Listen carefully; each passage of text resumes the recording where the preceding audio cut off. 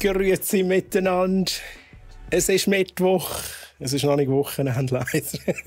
Aber es ist Mittwoch und es gibt wieder mal Troy's Tech Talk, lieber Chat. Wie geht's euch? Wie geht's euch? Schön, dass ihr da seid.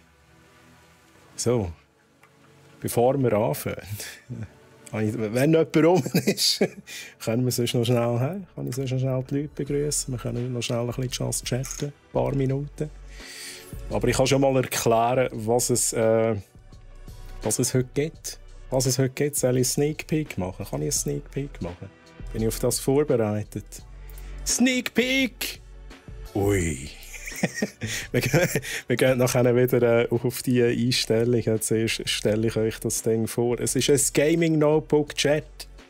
Jetzt darfst du die Notifications wieder einschalten. SDTLC, grüezi wohl, heissen Grind oder Grind. Heissen Grind und kalte Scheiche. Schon? Wieso denn?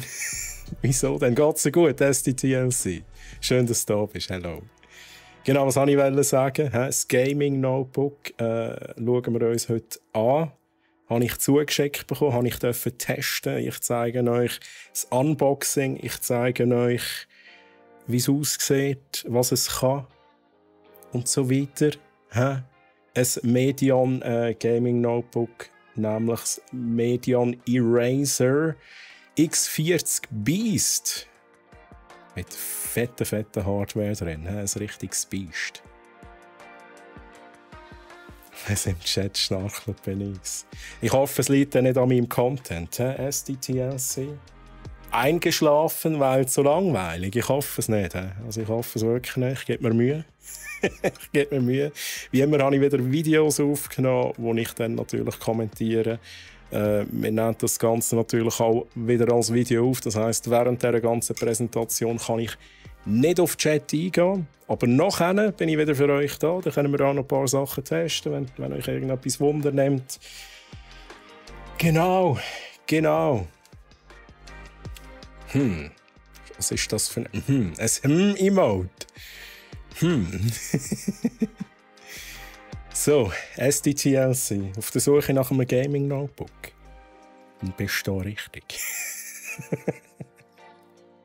Chat, wer von euch hat oder sucht ein Gaming Notebook oder spielt mit dem Gedanken, sich eins zuzutun? Es muss nicht immer High-End sein, aber da, was ich euch jetzt zeige, das ist High-End. So, jetzt muss ich noch schnell überlegen. Irgendetwas muss ich noch sagen. Genau, lieber Chat, es gibt noch ein Giveaway auf Discord. Es gibt noch ein Giveaway auf Discord. Wenn ihr noch nicht drauf seid, Ausrufezeichen Discord. Sobald ihr drauf seid, könnt ihr am Giveaway teilnehmen. Es gibt zu gewinnen zur Feier von 50 Episoden. Buff, Crit, Loot, Gaming News gibt es einmal ein Logitech Pro X Superlight. Die hier in Rot.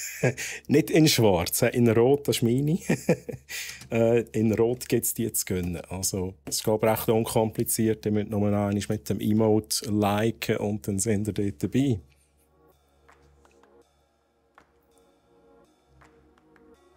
Nö, ich habe in der Bude eins organisiert, wo meine Spiele packt. Was hast du für Hardware drin? Was hast du vor allem für eine Grafikkarte drin? Also ich muss ehrlich sagen, ich habe auch eines von der Firma, die ich zum Arbeiten brauche, wo recht gute Hardware drin ist. Es ist jetzt nicht so neu wie da, wo wir anschauen. Es ist nicht ein offizielles Gaming Notebook da, das ich habe. Aber der Inspiron, der 37 irgendwas, A1000, A1000. Das ist eigentlich nicht für Gamer gedacht, aber es ist natürlich mega viel Leistung. Okay, dann brauchst du das SDTLC, dann schaffst du auf einem Beruf, wo du ab und zu mal ein Grafikleistung brauchst, so wie es aussieht. Es kann verschieden sein, es nimmt mich jetzt noch Wunder. Ist es 3D? Ist es sonst etwas? Game-Entwicklung? Ist es Game-Entwicklung? Hast du mir das mal gesagt? Ich weiss es nicht, musst entschuldigen. 64 GB RAM, nicht schlecht. Da, wo wir uns anschauen, hat nicht 64, 32 hat es aber. Zum Gamen würde ich jetzt mal behaupten, längt's. So, jetzt schaue ich schnell auf die Zeit. Ich glaube, wir können langsam dann loslegen. Ich habe mich da ein bisschen umorganisiert. Ich habe viele Knöpfe. Ich hoffe, dass ich die richtigen Knöpfe verwünsche. Der Chef hat es nicht gecheckt und es musste als Business durchgehen. Okay, ja, why not? Why not? Hä? Viel Power, die du nicht unbedingt brauchst. Ab und zu mal das Game installieren, aber okay, aber es ist schon, eben, wie du sagst, es ist noch ein Businessgerät. Wenn es ein A1000 drin hat, würde ich sagen, geht es unter Business, unter Professional Use in dem Sinn. Und wenn ich weg will ich nicht 2 Notebooks mitnehmen. Oder weg muss, ja. Mhm. Ja, First World Problems, I guess. Aber ja, ist es so. Aber das ist nice, wenn du am Wochenende im Hotel kannst zocken mit dem Gerät. Das ist nice. Sehr gut. So, SDTLC, lieber Chat. Ich glaube, wir gehen mal weiter Richtung Tech Talk. Das heisst, wir nehmen das Video auf. Ich tue da noch schnell etwas anpinnen im Chat.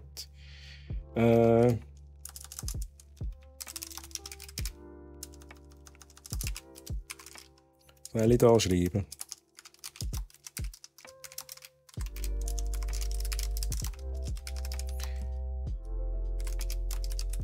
Also, Troy nimmt gerade das Video für Troys Tech Talk auf und kann nicht auf Chat eingehen. Hä? Danach bin ich für euch da. Ich schreibe in der dritten Person von mir und schreibe es von meinem Account, oder?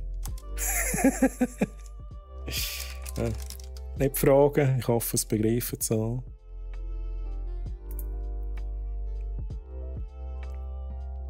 Podcast, no, ja, das wär eben die professionelle, kurze Variante. Ich habe jetzt hier einen halben Roman verfasst. He? Machen wir es so. Und ich tue das manuell wieder weg. Bitte, Chat, mich nachher daran erinnern, wenn ich wieder mit euch rede, dass ich es wieder wegnehme. Ich habe es nämlich letztes Mal schon vergessen. So, also. Habe ich alles? Notizen? GG, merci. So, Discord habe ich gesagt. So, dann würde ich sagen, ich habe meine Knöpfchen. Da ist jetzt irgendetwas grün, das nicht sollte grün sein. Mal schauen, ob das noch funktioniert. Wenn etwas grün ist, ist es nie gut bei mir. So. Willkommen, liebe Zuschauer, bei der zweiten Folge von Troy's Tech Talk. Und heute schauen wir uns ein Gaming Notebook an. Ein richtiges Biest, liebe Chat, liebe Zuschauer. Nämlich ein Medion Eraser Beast. Es hat im Namen Beast X40, ein High-End Gaming Notebook, wo man sogar eine optionale externe Wasserkühlung anschliessen kann. Oh mein Gott. Das Ding gibt es übrigens bei uns im Shop. Ich schicke gerade mal schnell den Link in den Twitch-Chat rein. Let's go. Genau. Gibt es bei uns im Shop für 4'199 Franken. Es kostet ein bisschen etwas, aber es hat auch sehr viel Leistung. Und am besten schauen wir uns direkt mal schnell ein kurzes Präsentationsvideo an von Medion selber.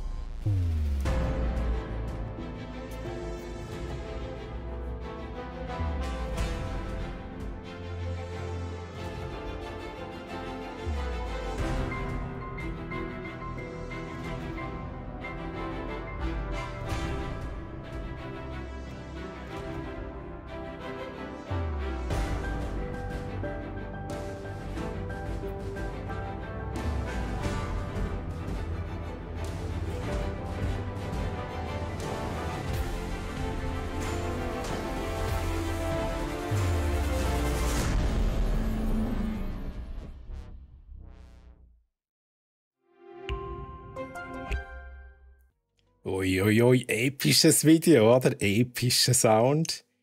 Ja, wir schauen es uns aber noch genauer an. Wir haben jetzt schon diverse Specs gesehen, was da drin und dran und drauf ist. Wir schauen uns jetzt das wirklich noch schnell im Detail an. Ich habe das Ding zugeschickt bekommen, ich habe das für euch testen und wir schauen diverse Sachen an. Wir machen ein Unboxing, also ich habe Videos aufgenommen, die es auch kommentieren. Unboxing, wir schauen uns an, was drinnen ist, wir schauen uns an, wie es performt, wir schauen uns die Wasserkühlung an tatsächlich. Genau. Und vielleicht noch mehr, ich bin mir gar nicht sicher, wir sehen es dann. Und nachher tue ich noch mit euch zusammen chatten, tue ich da noch mal schnell, können wir ein paar Sachen anschauen, was man einstellen kann und so weiter.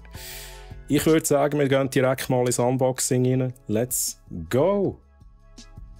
Genau, in dieser Box kommt das her. Schönes Design übrigens. Medion Eraser Beast X40. Wir gehen nachher noch weiter auf die Specs ein. Das Ding ist natürlich schön polstert, damit nichts kaputt geht während dem Transport. Let's go. Wir haben natürlich Zubehör dabei und wir haben noch ein paar Unterlagen dabei. Genau. Wir packen das Ding schnell aus. Und übrigens bei den Unterlagen ist dabei kurz der Quick Start Guide, Garantiebestimmung, Sicherheitshinweise und so weiter. Read the Manual, Chat. Read the Manual, obwohl es so ein bisschen Plug and Play ist, mehr oder weniger. Es ist immer wichtig. Es ist immer wichtig. Wir haben natürlich das Netzteil dabei. Ein Riesending. Ein Riesending. Hat aber auch Leistung. 330 Watt liefert das Ding. Das Gerät braucht tatsächlich ein bisschen Strom. Es hat auch Leistung. Wir haben den ganz normalen Stecker dran, den man auch von PC-Netzteil kennt. Das ist der Stecker, der natürlich als Notebook kommt. Und wir haben dabei logischerweise noch Stromkabel, damit wir alles haben, damit wir das am Strom anschliessen können. Packen wir das Biest mal aus. Let's go! So, und das gehört natürlich auch dazu. Oh ja, oh ja. Das Logo übrigens dort auf dem Deckel drauf. Wir haben hier noch so einen kleinen Schutz, damit der Display nicht beschädigt wird. Den nehmen wir natürlich weg. Wir haben hier noch ein paar Folien mehr, die wir wegnehmen dürfen. Let's go. Und wir sehen hier schon ein grosses Touchpad, was mir sehr gut gefällt. Das gefällt mir sehr gut. Grosses Touchpad finde ich immer gut. Ja. Und ich bin auch sehr gut Schlag gekommen mit der Bedienung. Die Tastatur übrigens auch sehr geil. Wir nehmen hier noch schnell die Folie weg vom Display. Noch schnell Infos. Das Gerät ist übrigens 38,3 mal 3,6 mal 27,2 cm gross und wiegt 2,86 Kilogramm. Und wir haben hier schon ein paar Infos. Und zwar ist verbaut eine Webcam mit Mikrofon, mit Windows Hello-Unterstützung, damit man sich bei Windows mit dem Gesicht anmelden kann. Das Display ist ein 17 Zoll LED Backlight IPS Display im 16:10 Format. Also ein bisschen höher, als man es sonst kennt. Das heisst, man hat oben und unten ein bisschen mehr Bild. Dementsprechend ist die Auflösung 2560 x 1600 Pixel, also Quad HD Plus, 240 Hz, also flüssiges Gameplay. Und Nvidia G-Sync ist hier dabei. Genau. So, dann schauen wir hier mal weiter. Genau, wir sehen hier nochmal die Tastatur. Und das ist eine mechanische Tastatur, RGB Backlit mit Cherry MX Ultra Low Profile Switches. Jeder Gamer liebt mechanische Tastaturen und die Geräusche, die sie machen, ist hier natürlich auch dabei.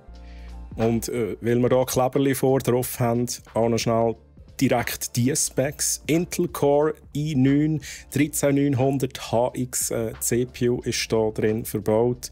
Ein Prozessor von der 13. respektive neuesten Generation von Intel. 24 Kerne, 2,2 GHz und im Turbo-Modus 5,4 GHz.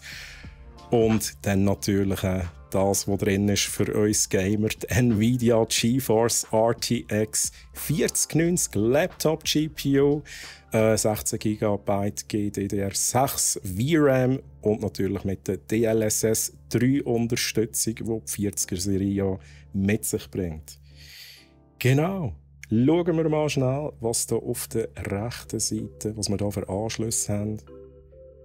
Wir haben 2 USB 3.2 Gen 1 Type A Anschlüsse für Peripheriegeräte und einen Kartenleser. Ich finde das nice, wenn ein Laptop noch einen Kartenleser dabei hat. Ich brauche das tatsächlich häufiger mal. Und zwar für MicroSD, SDHC, SDXC Speicherkarten. Genau, wir gehen weiter. Was haben wir auf der hinteren Seite? Übrigens hier noch ein paar Lüftungsschlitze, um die Wärme abtransportieren, braucht es auch. Und apropos Wärme, wir sehen hier einen ganz komischen Anschluss. Nein, das ist natürlich der Doppelanschluss für die Wasserkühlung, für die externe, optionale Wasserkühlung, die wir uns auch noch anschauen. Wir haben einen USB 3.2 Gen 2 Type-C Anschluss mit Thunderbolt 4, das heisst, man kann hier nochmal jenseits an Peripherie anhängen. Man kann eine Dockingstation, Monitor etc. hier noch anmachen. Wir haben einen HDMI 2.1 Ausgang. Was mir ein bisschen fehlt, ist tatsächlich ein DisplayPort. Haben wir nicht, wir haben keinen DisplayPort-Ausgang. Genau, wir haben aber einen LAN-Anschluss, 2,5 Gigabit pro Sekunde. Und natürlich der Stromanschluss, der darf nicht fehlen. So, wir gehen weiter. Was haben wir noch für Anschlüsse? Wir haben auf der linken Seite nochmal ein paar Anschlüsse. Wir haben nämlich nochmal einen USB-Anschluss, und zwar einen USB 3.2 Gen 2 Type A-Anschluss. Und natürlich 3,5 mm Klinken Ein- und Ausgang fürs Headset, fürs Mikrofon, für Kopfhörer etc. Genau. Let's go. Am besten starten wir das Ding mal und schauen, was da passiert. Es geht natürlich nicht direkt ins Game rein. Wir müssen zuerst Windows einrichten, und zwar kommt das Ding vorinstalliert mit Windows 11. Genau, und da so die ganz normale Einrichtung, die man machen muss. Man verbindet sich mit dem WLAN und so weiter und so fort. Das ist, glaube ich, bei jedem Gerät etwas Gleiche.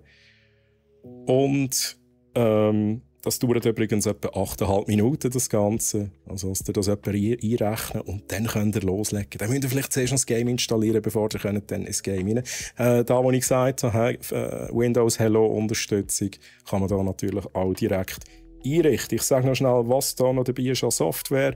Es ist eine kostenlose Microsoft 365 Testversion dabei, 30 Tage. Und McAfee LifeSafe, auch kostenlose Testversion, 30 Tage. Genau, wir schauen hier nochmal schnell, wie das Ding jetzt schön leuchtet. Sobald man es eingeschaltet hat, sieht man hier die RGB-Beleuchtung von der Tastatur. Wir haben übrigens auch einen Ziffernblock, was ich sehr geil finde. Finde ich sehr wichtig. Und es hat ja auch Platz. Das Gerät ist gross genug, dass man natürlich noch so einen Ziffernblock drauf machen kann. Hinten dran sieht man übrigens auch, wenn man den Strom einsteckt, dann ist dort das Zeug auch noch beleuchtet zusätzlich. Also RGB. RGB ist auch dabei. RGB ist auch dabei. Wichtig. Für mich nicht. Aber für gewisse Leute ist es halt wichtig. Stellt euch vor, ihr geht an die LAN-Party mit dem Ding. Dann muss es natürlich schon geil leuchten. So, wir schauen uns noch schnell an, was ist denn da drin? Wir schauen unter die Haube. Wir machen das Ding schnell auf. Man kann hier die Abdeckung wegnehmen, indem man 12 Schrauben entfernt, unten dran. 2 weitere Schrauben hinten dran. Das habe ich übrigens zuerst nicht herausgefunden. Da musste ich zuerst jemanden von Median fragen. Aber let's go. Da haben wir es. Und was haben wir da drin? Natürlich zuerst mal den Akku. Der Akku, was sind meine Notizen? Genau, mit 6450 mAh, 99,8 Wattstunden. Entspricht in einer Laufzeit, zum Beispiel beim Video schauen, von ca. 2 Stunden und 15 Minuten. Das habe ich so gemessen. Wenn man auf dem Ding gamet, hat der Akku etwa 1 Stunde und 20 Minuten. Aber man muss ganz klar sagen, die Leistung ist drosselt dann. Also wenn man das Ding nicht am Netzstrom hat, ich habe immer konstant einfach 30 FPS in allen Games. Einfach wichtig, dass man das weiss. Wir haben nicht die volle Gaming-Leistung, weil es halt ein bisschen mehr Strom braucht, dass der Akku liefern kann, würde ich jetzt mal behaupten. Aber 1 Stunde und 20 Minuten kann man irgendwie schon noch etwas gamen drauf. Genau, wir haben auch die Lautsprecher da, die wir noch sehen. Das ist jetzt eine Seite, natürlich haben wir das auf beiden Seiten. Stereo mit Nahimic 3D-Sound. Let's go. So, wir gehen weiter. Was haben wir noch? Wir schauen runter dran schnell. Ja, da haben wir die ganzen Lüfter, wir haben die ganzen Heatpipes. Man sieht dort auch nochmal die Heatpipe von der Wasserkühlung. Ich tease sie immer an, die Wasserkühlung. Genau, und was wir da auch noch sehen, was noch wichtig ist, es ist ein Wi-Fi-Modul verbaut. Natürlich Wi-Fi 6, AX201 und das mit integriertem Bluetooth 5.1. Genau, jetzt schauen wir uns natürlich noch schnell die RAM an. Die sind hier auch unter dieser Abdeckung. Genau, und da sind 2 x 16 GB DDR5 RAM verbaut, 4800 MHz. Und ich finde es halt cool, dass man die auswechseln kann. Der User kann die wirklich auswechseln, wenn man mal irgendwie ein Upgrade braucht und, I don't know, 64 GB reinknallen. Man kann es. Und das finde ich echt nice. Und das ist heutzutage nicht mehr Standard, tatsächlich, dass man das machen kann. Gut, wir schauen uns weiter an, was wir hier noch haben. Wir sehen schon die SSDs, dasselbe. Man kann sie selber austauschen. Beide Slots sind aber schon besetzt mit jeweils einer 1 TB M2 SSD, wo über PCI Express Generation 4 läuft. Genau. So, schnell überlegen. Was kommt als nächstes? Oh, ja, ich weiss, was als nächstes kommt. Lieber Chat. Die Wasserkühlung. Ich habe sie angeteasert. Ich finde es so geil. Ich habe mich so gefreut, als ich das gehört habe, dass das System eine externe Wasserkühlung hat. Und ich habe die natürlich auch bekommen. Und wir schauen uns das schnell an. Let's go. Oh, das ist der falsche Knopf. Ich muss den Knopf drücken. Let's go. Liquid Cooling Box, wir unboxen. Ist übrigens ein Sample, das mir zugeschickt worden ist. Also was wahrscheinlich noch dabei wäre ein Handbuch. Habe ich aber digital bekommen. Ich habe aber alles dabei gehabt, mit Zubehör, Stromanschluss und natürlich die Wasserkühlung selber mit dem Radiator und dem Lüfter drin. Und am besten schließen wir das Ding mal schnell an und schauen, wie das überhaupt geht. Die Anschlüsse sind übrigens magnetisch mit diesen Schläuchen. Finde ich recht nice. Man muss aber gleich schauen, dass sie richtig drin sitzen. Aber wenn man sie jetzt so nebendran legen würde, würden die direkt angezogen werden, magnetisch. Der Strom wird durch die Wasserkühlung geschlauft tatsächlich. Das heisst, wir verbinden die Wasserkühlung mit dem Notebook verbinden. Genau, und das Netzteil vom Notebook mit der Wasserkühlung verbinden. So hat die Wasserkühlung und das Notebook natürlich Strom. Und weil es eine Wasserkühlung ist, müssen wir natürlich noch Wasser einfüllen. Gemäss Bedienungsanleitung 5 Sekunden auf den Knopf vordrücken. Dann geht es in Auffüllmodus, das Ding. Und dann kann man Wasser einfüllen. Man sollte destilliertes Wasser nehmen, was ich auch gemacht habe. Man hat einen Wasserstandanzeige unten, der schön beleuchtet ist. Man hat 2 Striche für minimale und maximale Füllmenge. Und es ist empfohlen, dass man es ca. Jetzt habe ich noch gesäulet. Dass man es ca. 1 cm unter dem Maximum bis dorthin auffüllen. Let's go. Wir gehen aus dem Modus raus, gehen das Notebook, öffnen die Software, nämlich Control Center von Medion Eraser, wo man das Ganze kann einrichten und einstellen. Und zwar muss man das Ding mit Bluetooth verbinden, easy peasy, sehr schnell gemacht. Es muss auch Bluetooth eingeschaltet sein und dann erkennt das Gerät die Wasserkühlung. Und dann sieht man auch direkt, dass sie anfängt zu laufen. Sie leuchtet dann auch in einer Farbe. Und man kann hier noch diverse Sachen einstellen, wie auch die Farbe vom Lüfter, Man kann oben auch einstellen, wie schnell der Lüfter drehen, oder man kann es auf Auto stellen, dass er nur lüftet, wenn auch eine gewisse Wärme herum ist, die er abtransportieren muss. Genau.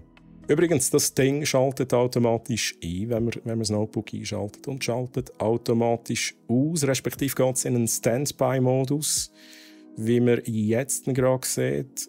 Und dann leuchtet es einfach blau. Ich bin mir nicht sicher, ob man das wegbekommt. Ich habe es jetzt nicht angebracht, dass es nicht blau leuchtet, aber man kann jederzeit aufs Knöpfchen drücken. Genau, was mir noch auffallen ist, vielleicht ein ganz kleiner Kritikpunkt, aber nicht allzu schlimm. Ich tue es jetzt natürlich ein bisschen provozieren. Wenn man das Ding ein- und aussteckt, es kommen manchmal halt ein bisschen Tröpfchen Wasser raus. Man muss einfach mal schauen. Auch schnell wegputzen, wenn man es vielleicht auf dem Holztisch hat vor allem. Genau, in Benchmarks gehen wir jetzt nämlich gerade schnell reinschauen. Genau, wie performt das Ding mit und ohne Wasserkühlung. Das ist etwas, was wir uns anschauen. Übrigens, Wasserkühlung, ich schicke schnell den Link in den Chat rein, ist vorbestellbar bei uns, brack.ch, für 249 Franken. Das ist etwas, das ihr separat bestellen müsst. Das ist nicht dabei beim Notebook. Genau. So. Übrigens, ich habe ja gesagt, wegen der Tröpfchen, wenn die Anschlüsse dran sind, da passiert nichts, da kommt nichts raus, da tröpfelt nichts. Das ist nur, wenn man wirklich das Ding ein- und aussteckt. Sonst ist das dicht. Let's go! Wir schauen uns Benchmarks an. Und für das muss ich schnell switchen. Let's go! Jetzt sehen wir gerade nichts. Schnell den Browser starten. Wo ist mein Browser? Ich bin nicht vorbereitet. Let's go! So, jetzt schaue ich schnell. Wir sehen es noch nicht. So sehen wir es noch nicht. Chrome. Jetzt solltet ihr etwas sehen. Wir schauen zuerst einmal so wie letztes Mal. Ich bin jemand, der... Oh, Moment, ich muss das gross machen. Moment, schnell. Ich bin jemand, der Blender sehr häufig braucht. Und für mich ist auch immer die Frage, hey, wie performt es im Blender? Und es gibt einen Benchmark im Blender.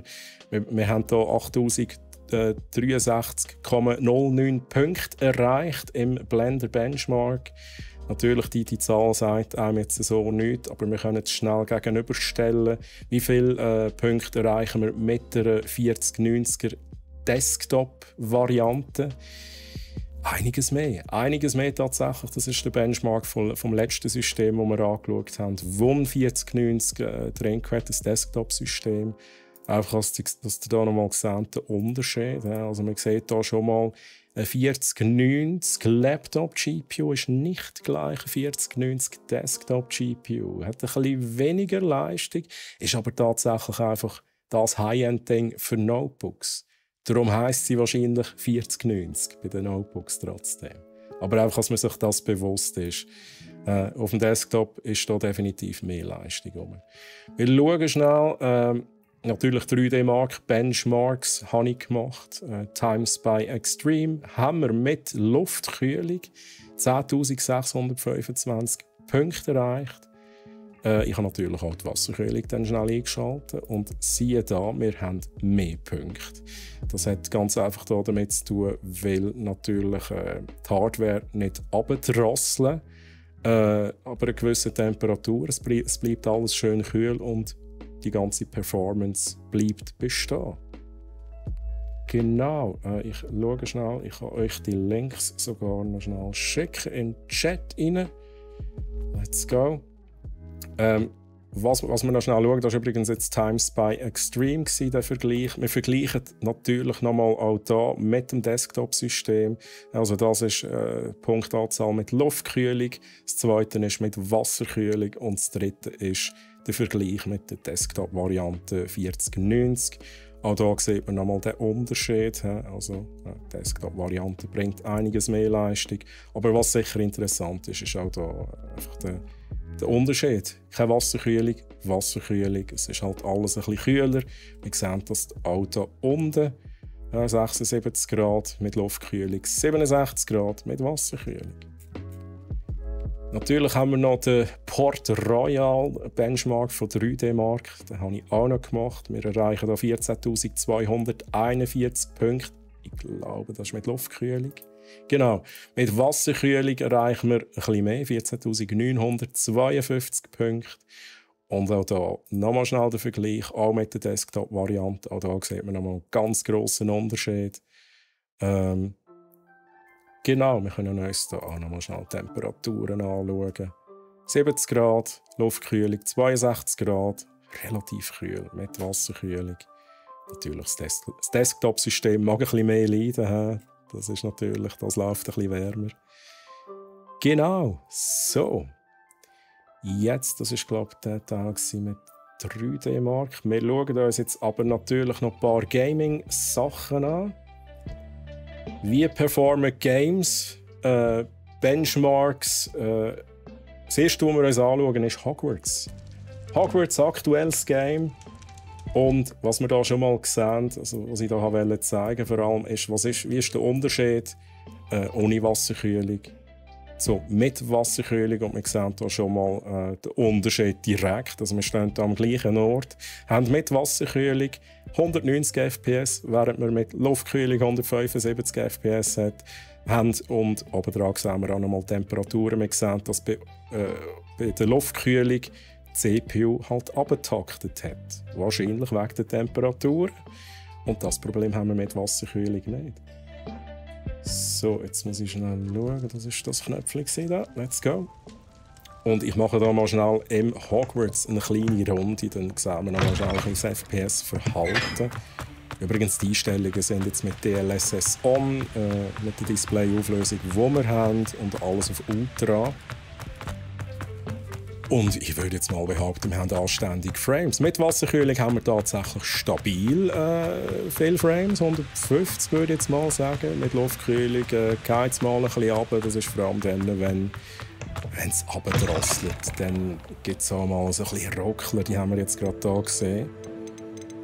Und für die es Wunder nimmt, hey, wie performt denn Hogwarts auf diesem System, wenn wir jetzt Raytracing auch noch einschalten? Vorhin war es ausgeschaltet. Ich schalte es schnell ein. Displayauflösung, Ultra, Raytracing. Und wir haben, ich muss hier schnell runternehmen. Ich würde jetzt mal sagen, zwischen 50 und 60 FPS. Manchmal spricht es ein bisschen.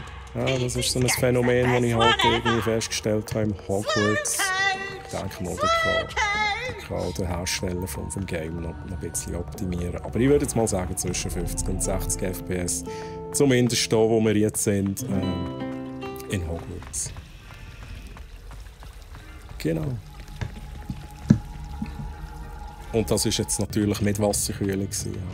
Wir gehen weiter. Call of Duty Modern Warfare 2 mit Wasserkühlung, Displayauflösung, DLSS aus. Wir schauen uns schnell an, wie das performt.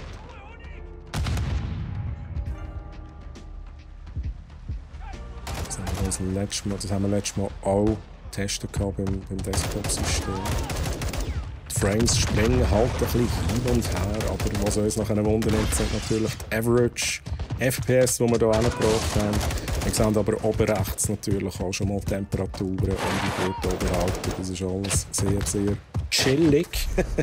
Relativ kühl, dank der Wasserkühlung tatsächlich. Das ist natürlich mega nice für mich.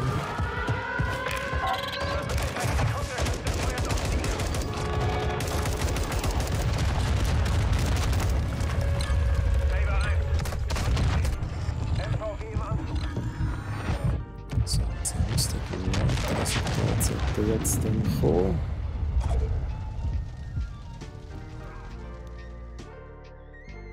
Let's go! Wir haben 119 FPS mit Wasserkühlung. Wie gesagt, Displayauflösung von 2560 x 1600 DLSS aus. Und wir vergleichen schnell, wie sieht das aus, wenn das luftkühlt ist. Jeden Moment kommen und ziehen da. Wir haben genau gleich FPS. Also es ist in jedem Game ein bisschen verschieden. Tatsächlich haben wir jetzt hier in diesem Benchmark Call of Duty Modern Warfare 2 keinen Unterschied. Bis auf natürlich die Temperatur, die wir hier sehen, die ist ein bisschen höher. Aber anscheinend hat es nie einen Leistungseinbuß gegeben wegen der zu hohen Temperaturen. Genau. Und wir vergleichen natürlich hier noch schnell mit der Desktop-Variante der 4090. Für das müssen wir aber schnell den Benchmark mit 1440p machen. Also mit Wasserkühlung 1440p, DLSS aus. Wir haben 126 FPS. Und wir vergleichen schnell mit dem Desktop-System. Desktop 4090er bringt 187 FPS an. Das ist übrigens auch wieder der Benchmark vom letzten System, das ich euch gezeigt habe. Und das entspricht plus 48,4% Frames. Also auch da haben wir gesehen, den Unterschied. Ich sage es immer wieder. Es ist ein kleiner Unterschied da zwischen Laptop-GPU und Desktop-GPU. Let's go, wir gehen weiter. Was wir uns noch anschauen, ist natürlich Cyberpunk 2077 Benchmark. So wie letztes Mal auch schon. Mit Wasserkühlung. DLSS aus 2022. Da mache ich jetzt nicht den Vergleich mit Mini-Wasserkühlung. Ich zeige auch mal, wie die Leistung ist. Aber mit Wasserkühlung. Cyberpunk sehr demanding.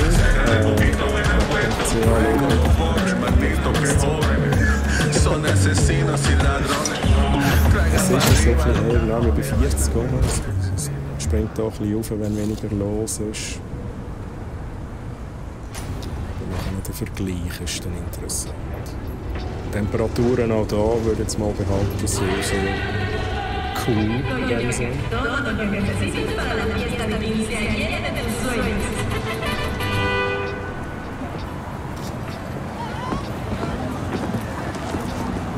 Jedes Mal, wenn ich das sehe, bekomme ich Lust auf Cyberpunk 2077. Das jetzt halt endlich mal spielen.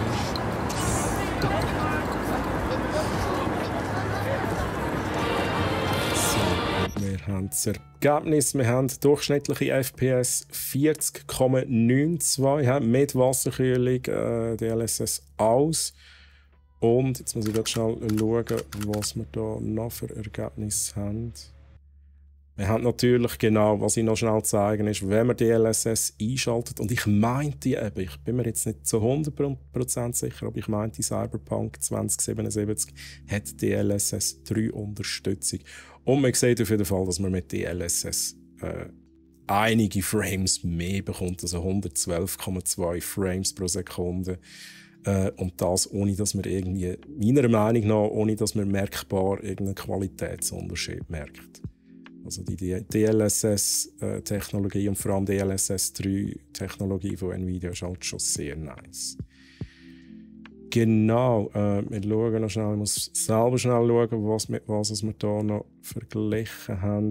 Natürlich machen wir auch hier noch schnell den Vergleich zu Desktop, und zwar mit DLSS aus 1440p, natürlich auch hier wieder mit Wasserkühlung. Wir haben 44,17 Frames auf dem Notebook. Und auf unserem Desktop-System, das wir letztes Mal getestet haben, haben wir ein bisschen mehr, einfach als ihr da nochmal den Unterschied seht. Und das sind tatsächlich plus 90,3% mehr Frames. Genau, und da bin ich wieder. Ich muss wieder meine Notizen führen. Let's go. So, was haben wir noch? Natürlich die Lautstärke. Die Lautstärke ist auch sehr entscheidend. Und bei Notebooks, die tendieren immer ein bisschen dazu, laut zu werden, weil sie viel lüften müssen. Jetzt haben wir aber hier unsere schöne Wasserkühlung. Und wir schauen uns mal schnell an, wie so die Lautstärken sind. Ich habe das Ganze wieder mit meinem App gemacht.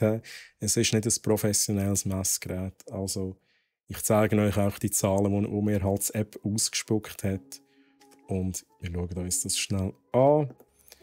Und zwar, wenn man einfach ein YouTube-Video schaut, ohne Wasserkühlung, dann haben wir so, ich würde jetzt mal sagen, im Schnitt 36 Dezibel. Ich bin da auch nicht direkt dran der Hardware, ein bisschen Abstand. Wir hören jetzt tatsächlich auch schon ein bisschen etwas. Ich muss da schnell pausieren. Ohne Wasserkühlung Hogwarts Legacy. Ich würde jetzt mal sagen, im Schnitt 43 Dezibel, und es ist wirklich, man hört es gut. Und was ich da dazu auch noch muss sagen, wenn man halt die Maus auf der rechten Seite platziert hat, dann bläst es einem wirklich schön an die Hand hin. Und das ist heisse Luft, was irgendwie nicht so cool ist. Darum schalten wir jetzt auch schnell die Wasserkühlung noch ein. Ich muss da schnell die Musik wegmachen, dann hört man es besser. Mit Wasserkühlung direkt ein bisschen leislicher, auch angenehmeres Geräusch. Ich würde jetzt mal sagen, nimmst nicht 40 Dezibel, so circa, es springt ein bisschen um. Aber ganz sicher angenehmeres Geräusch. Man wird nicht mehr, es bläst einem nicht mehr an die Hand hin mit heißer Luft.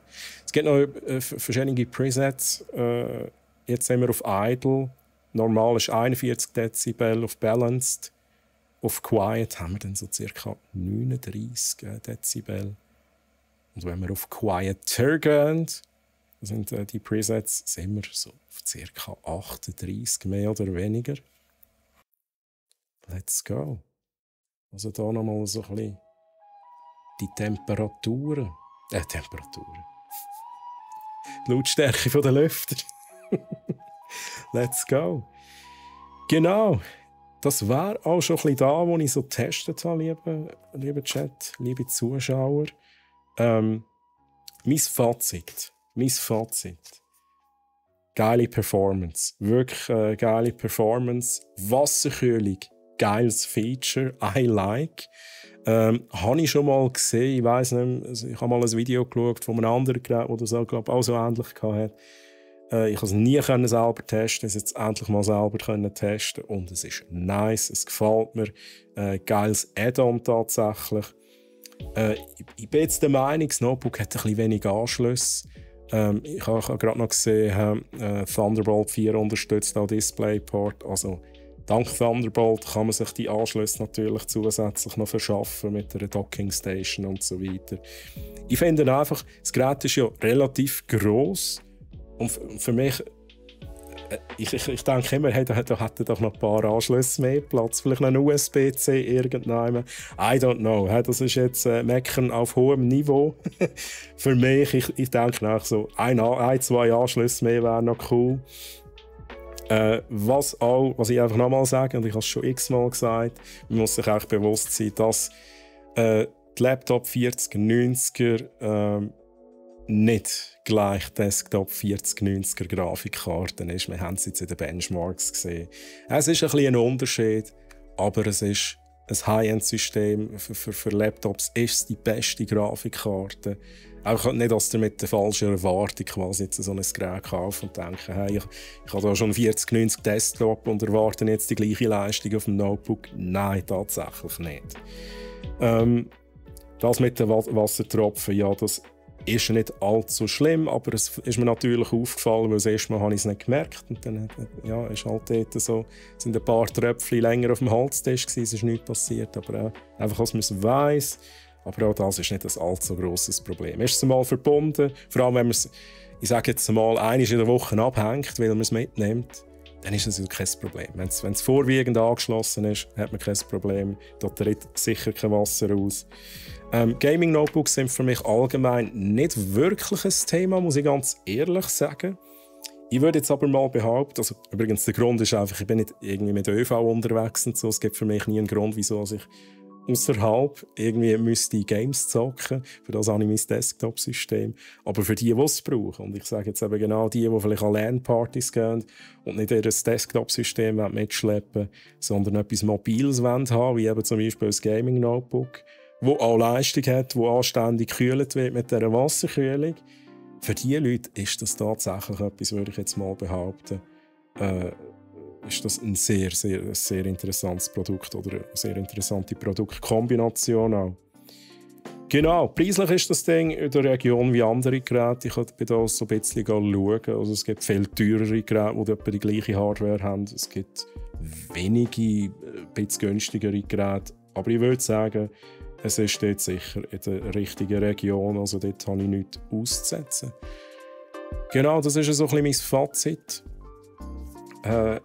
Liebe Zuschauer, wenn ihr so ein Ding kaufen wollt, das gibt es auf brack.ch. Wasserkühlung ist vorbestellbar aktuell, haben wir auch. Genau, und das wäre es soweit zum Thema Tech Talk Video. Ich gehe natürlich nachher noch schnell ein bisschen auf Twitch-Chat ein, auf den Live-Twitch-Chat, den wir hier noch haben. Ich danke euch auf jeden Fall fürs Zuschauen, liebe Zuschauer. Ich hoffe, es hat euch Spass gemacht. Ich hoffe, ihr habt etwas mitnehmen. Und ich würde sagen, bis zum nächsten Tech Talk. Bye, bye. So, Chat. Da bin ich.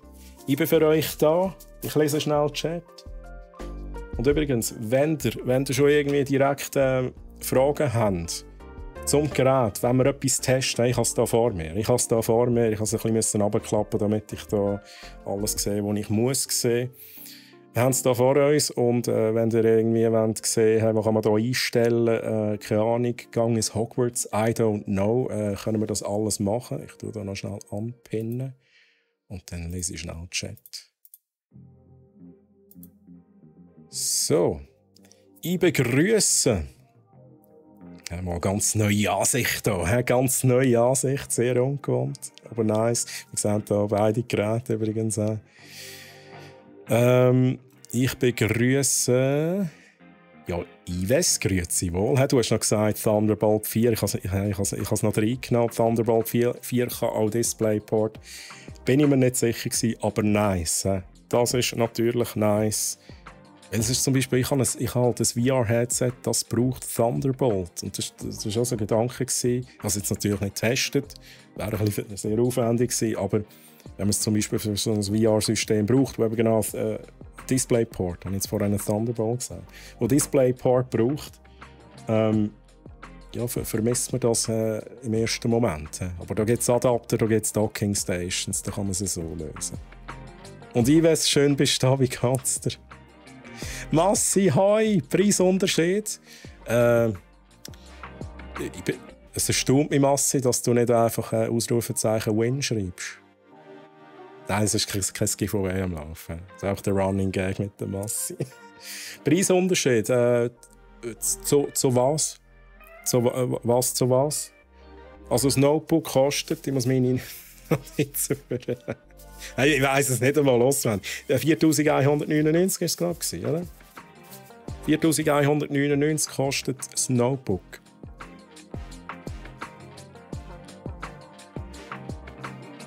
Und Flöru, hello, wie geht's dir? Schön, dass du da bist. Geht's am Freitag Sons of the Forest? Geht's am Freitag Sons of the Forest?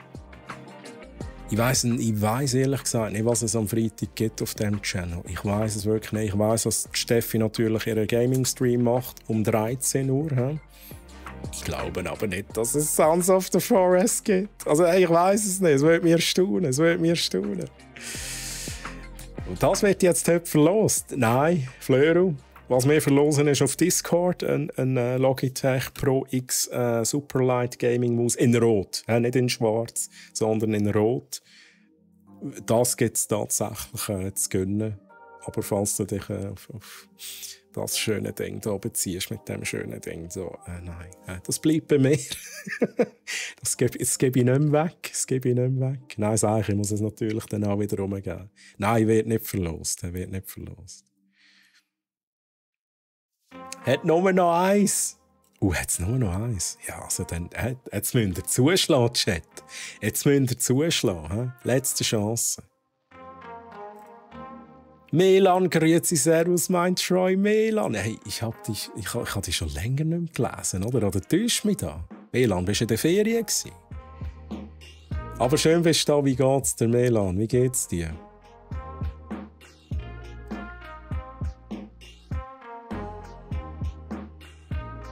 Vielleicht willst du für das Video auch den Chat aus dem Bild nehmen. Wo war der Chat drin? Was ich merke, ist, dass das Logo am falschen Ort ist.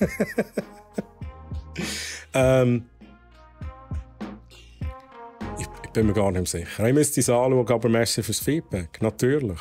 Wäre wahrscheinlich sinnvoll, tatsächlich. Ich hatte viel zu tun die letzte Zeit. Mir geht's gut. Wie geht es dir? Hey, ich kann mich nicht beklagen. Alles entspannt, alles chillig. Ich bin gesund. Ja, ich habe das cooles System testen. Ja, Chat, nochmal, wenn ihr Fragen habt, ich gehe sonst nachher auch mal in die Software rein, dann schauen wir uns das ein bisschen genauer an. Ich muss da mal schnell die Tastatur wegnehmen. Das ist das andere gar nicht. Ja. Schauen wir mal das Beauty an da.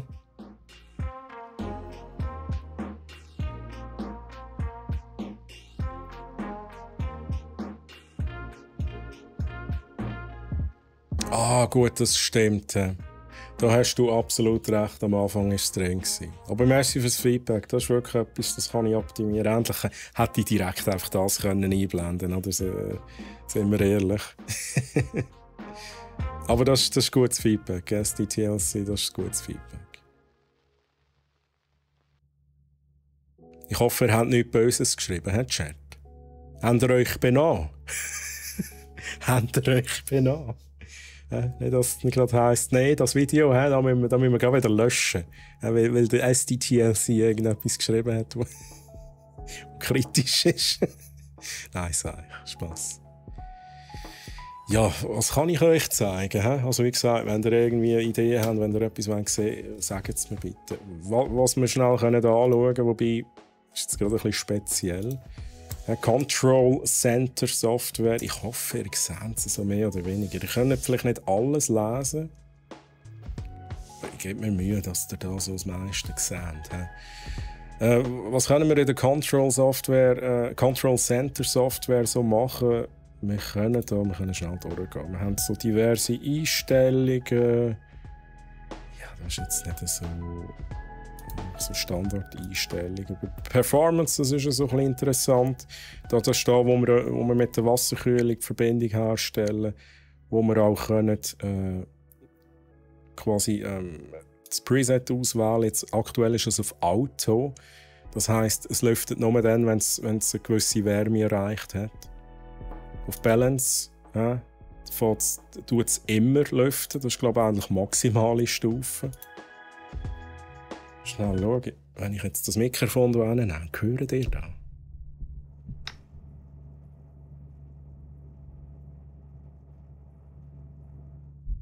Je nachdem schwierig. Ich weiss nicht, was mein Mikrofon alles rausfiltert. Vielleicht hat man jetzt gar nichts gehört oder vielleicht nur sehr wenig.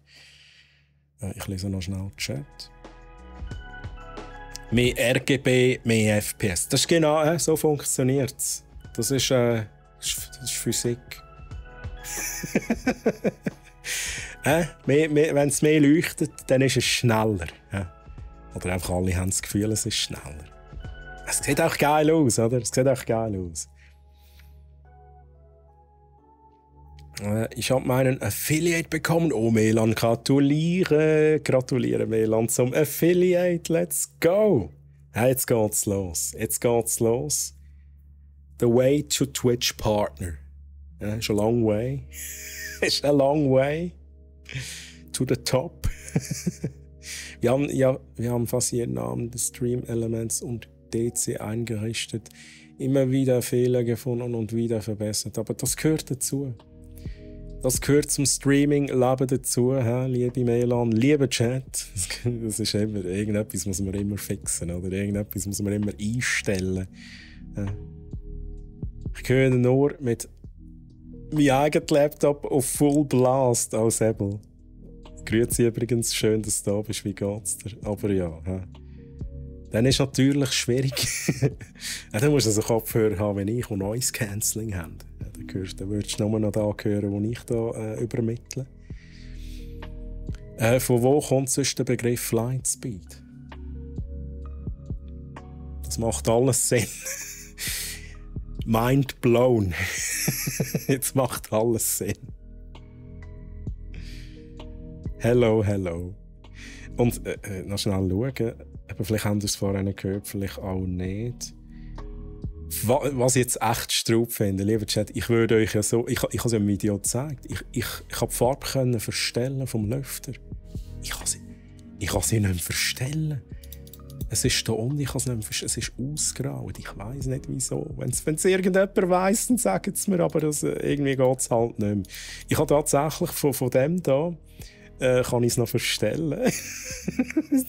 Aber ich bin mir sicher, dass man das auch verstellen kann. Wie gesagt, es kommt vielleicht noch dazu, das ist ein Sample, das ich zugeschickt bekomme. Ich nehme mal an, dass in der finalen Version das Problem nicht um ist. Vielleicht ist es auch die Software, die eigentlich noch schnell ein Update braucht. I don't know. Vielleicht ist es auch ein Anwendungsfehler.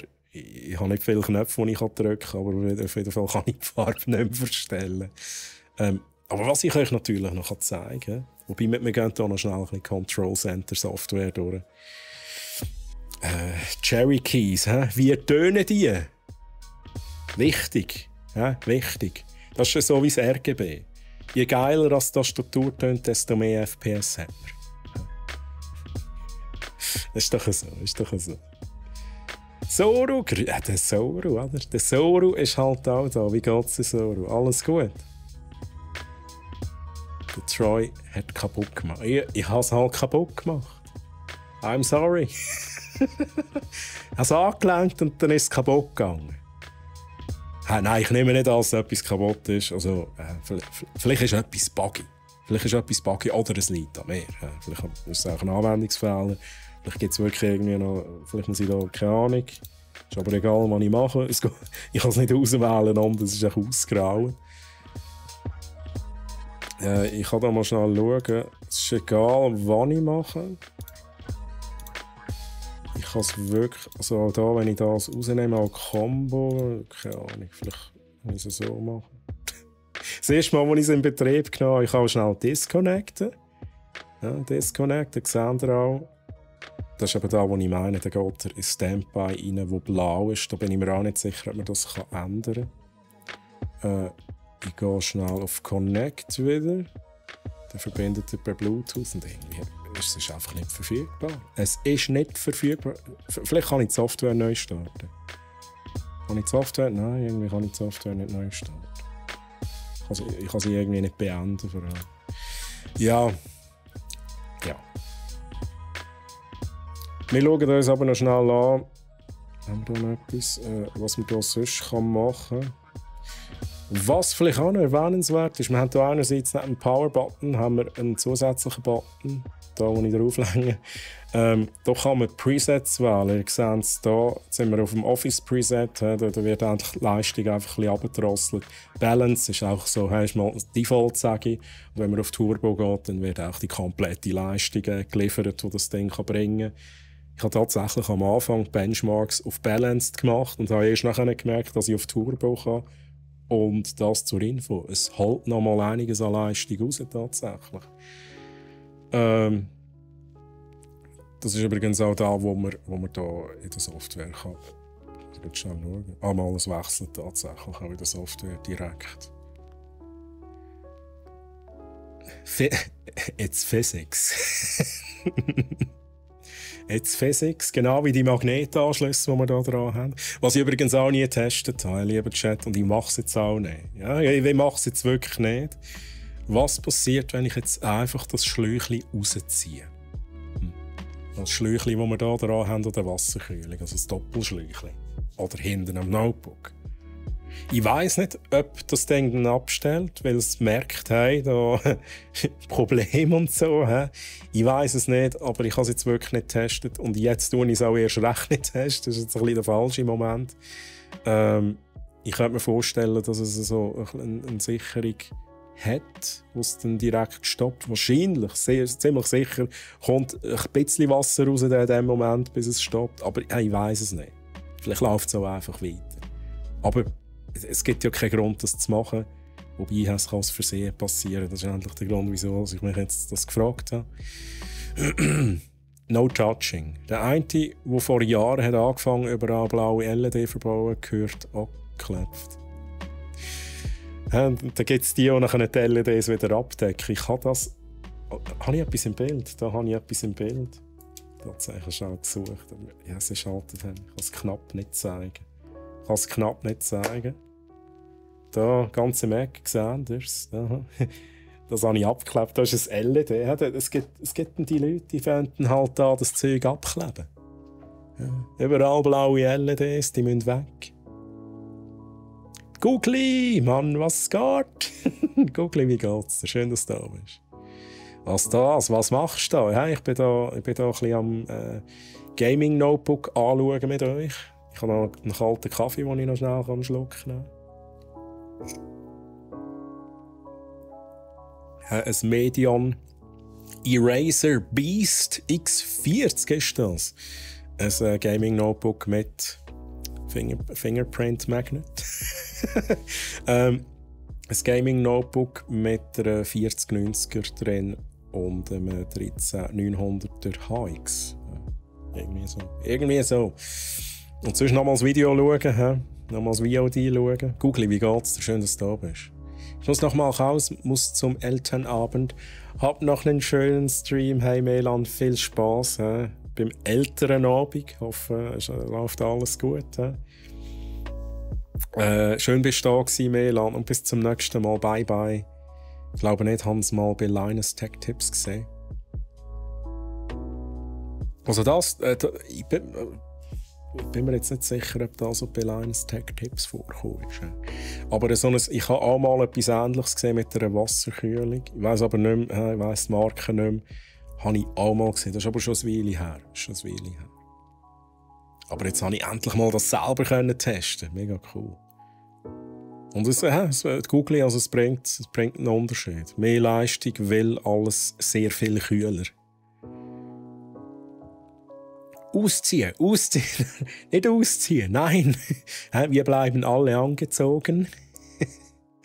Ist jetzt deine oder was, du reichen Sack? Ja. Ich habe 50 von denen bekommen, Google. Nein, ich muss das Ding wieder rumgeben. Aber zuerst tue ich noch ein bisschen Hogwarts drauf spielen. 4K für einen Laptop ausgeben würde ich niemals machen. Ja, muss jeder selber wissen. Ich habe vorhin gesagt, ich brauche wirklich kein Gaming-Notebook. Es gibt keinen Grund, wieso ich von einem Desktop-PC zu einem Gaming-Notebook wechseln oder mir eins zutun, weil es gibt nie einen Moment, wo ich irgendwie unterwegs bin und müsste gamen. Also ich bin nicht mit der ÖV unterwegs und so weiter. Von dem her, aber LAN-Partys, das ist so ein Ding. Wenn man jetzt häufiger an LAN-Partys geht und nicht immer alles mitschleichen und doch noch irgendwie eine geile Performance will, dann ist es halt schon nice. Oder? Wow, Frau kommt ins Homeoffice und schmeißt ein Reihe Schocke hin. Der Audacity. Das ist aber nice. Ich kann mir auch etwas schnell ein bisschen Schocke vorbeibringen. Bitte. Seit ich dein GIF auf meinem Kühler habe, läuft ohne Scheiß. Du hast es jetzt so eingestellt.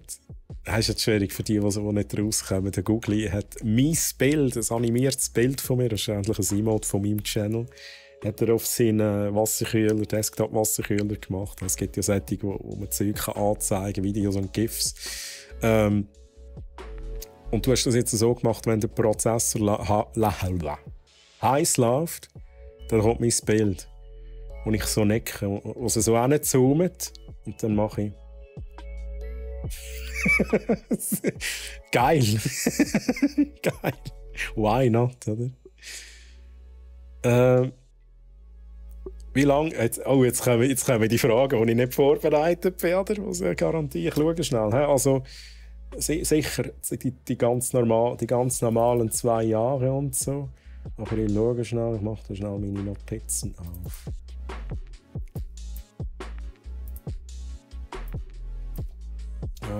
Jetzt ist der Kaffee am Weg. Jetzt könnt ihr mich noch challengen.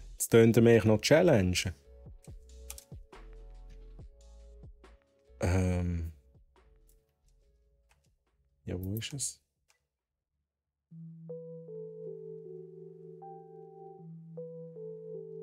Und sonst, wenn jemand im Chat ist, liebe Mitarbeiter, wenn es irgendjemand weiss, einfach hineinschreiben. Ich bin hier schnell am Schauen, ob ich es gerade finde.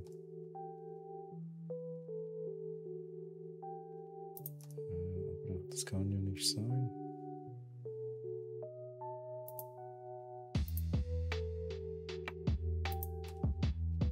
Ja, ich finde es halt nicht. Ja, okay, 24. Google, merci vielmals. Also das ist echt der Standard, den man grundsätzlich bei allen Geräten hat. Hier in der Schweiz vor allem. 2 Jahre. 2 Jahre ganz sicher. Weil das auch gesetzlich vorgeschrieben ist. Ich glaube. Ich glaube. So, ich schaue noch mal schnell, was habe ich verpasst? Afro Wolfi, hello! Mehr was für Pendler und Bettgamer. Bettgamer ist natürlich, das ist also, ja, why not? Beim Bettgaming einfach immer schauen. Erkennen es, wenn ihr es irgendwie auf der Decke habt, dann verdeckt ihr natürlich unter dem Gerät, verdeckt ihr alles. Das heisst, die Luftzirkulation leidet darunter. Natürlich könnt ihr die Wasserkühlung einstecken, aber da, so auf dem Bett und so, schwierig. Schwierig, dann ist alles nass. Nein, aber das ist natürlich ja auch eine Möglichkeit. Afro Wolfi, wie geht's dir? Schön, dass du da bist. Hallo, hallo. 4090er ist ja schon geil an einem Laptop, aber kommt schlussendlich gleich nicht an einen 4090er mit einem Desktop-PC. Das haben wir vorher nicht gesehen, Google. Wir haben diverse Benchmarks gemacht, die wir verglichen haben mit dem Desktop 4090er. Und es ist ein Unterschied. Ich habe es sehr manchmal gesagt im Video, genau das, was du jetzt auch gesagt hast. Boy, Ullenmann! Der Ullenmann. Wie geht's dir, Ullen? Schön, dass du da bist. Wie geht's dir? Wie geht's dir? Ich hatte vor Jahren mal eins, wo ich zum Studieren die Woche durch ihre eigene Wohnung war. Okay. Okay. Dann, weil du drauf bist, darum ist er heiß. Let's go! Hä? Macht Sinn. Dann müsstest du aber das andere Emote nehmen, aber das ist halt nicht animiert. Gell? Mein XPS für über 4 Kilo Franken hat damals 4 Jahre gehabt. Ja, das ist halt das andere. Das ist auch da, wo mich so bei Notebooks ein bisschen abschreckt. Man kann die SSDs austauschen, man kann die RAM austauschen, was ich sehr geil finde an diesem Gerät. Aber logischerweise, und das ist echt der Standard bei Notebooks, ich habe noch nie ein Notebook gesehen, wo man das kann, man kann nicht den Prozessor austauschen. Man kann nicht das Mainboard austauschen. Da muss man halt wirklich dann irgendwann ein neues Notebook kaufen. Ja, 4 Jahre ist nicht wenig, aber es ist halt wirklich auch ein Gedanke, den man sich machen muss. Wie lange wird das jemand haben und ist es, geht es dann noch auf und so weiter. Nach 3,5 hat es eine neue Grafikkarte und ein neues Display gegeben. Ich fände das halt geil, vor allem wenn man, wobei das habe ich schon mal gesehen, so modulare Notebooks, wo man die GPU auswechseln kann. Aber das habe ich, glaube ich, einmal davon gelesen, aber das nie wirklich so im Umlauf gesehen. Es ist nie irgendwie, keine Ahnung, zum Standard ist es sowieso nicht geworden. Aber das fände ich halt wirklich auch noch geil, wenn das irgendwann wirklich kommt. Vielleicht kann ja da Medion, vielleicht können der, ja. Irgend so etwas rausbringen. Und dann tun wir es noch nach mir benennen. Irgendwie Troy. Modular Troy Gaming Station. Ja, einfach so als Idee. Ist halt schon mal drüber für so eine Kiste. Hey Crazy Cat Lady, grüezi wohl, wie geht's dir? Schön, dass du da bist. Bett entzünden. Ist das neue Superhero? Der Bettgaming. Was ist, wenn man Wasserkühlung verwendet und dann zu einem Wasserschaden kommt? Das ist eine gute Frage. Eine Frage, die ich nicht beantworten kann, tatsächlich. Vielleicht ist, ich weiß es nicht, vielleicht ist jemand drin, jetzt von Medion. Vielleicht hat die Person eine Antwort, aber ich kann das nicht beantworten, aber das ist tatsächlich eine gute Frage. Das ist mir während dem Testen tatsächlich auch schon ein paar Mal durch den Kopf, jetzt nicht mal doch aufs Notebook bezogen. Vor allem, als ich es hier aufgestellt habe, habe ich das Ding schnell von da quasi drüber müssen nehmen. Einer ist so drüber rein, und ich gedacht, wenn sie jetzt das Ding löst und da irgendwie so ein Schluck Wasser rauskommt und eine schöne Tastatur rein, und dann zieht es gerade so schön ein, oder saugt es gerade ein. Was ist denn? Was ist denn? Das ist wirklich eine gute Frage, Warlock. Grüezi übrigens, schön, dass du da bist.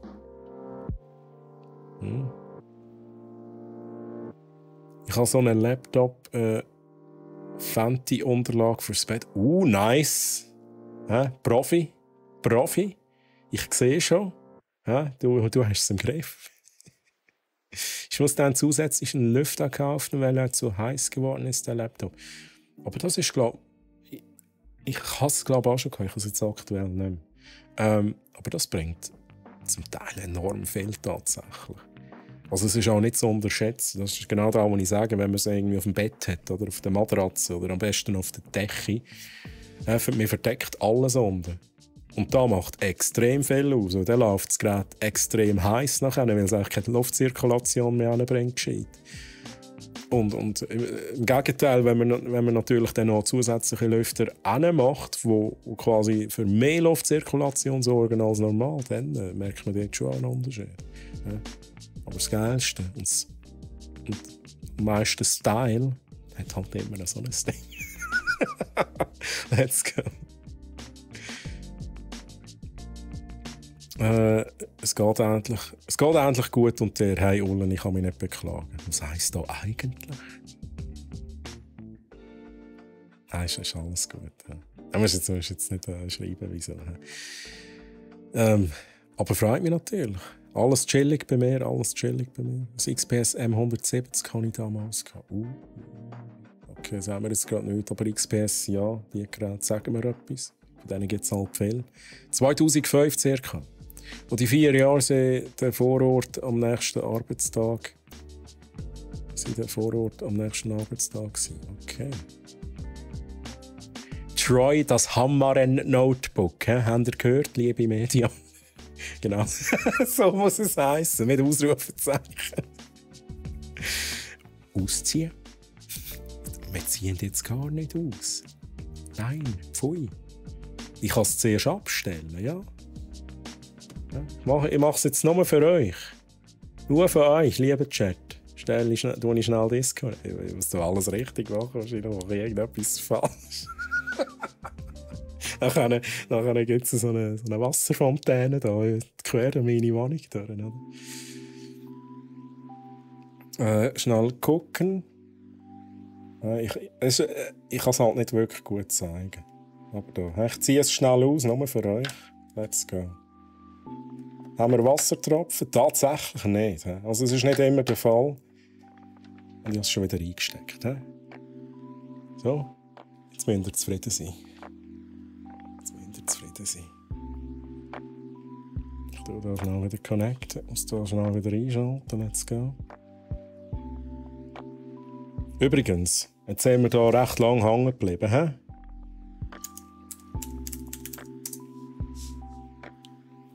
Cherry MX Taste. Mechanische Tastatur.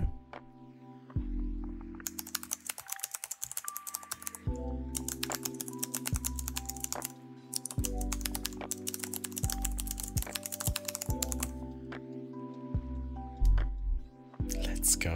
Wie tönt das? ASMR ist back. Let's go. Das habe ich unbedingt noch machen. Und ich habe geschrieben, ich kann nicht schreiben. Den Rest habe ich richtig geschrieben. Ich habe gar nichts gesehen, als ich es geschrieben habe.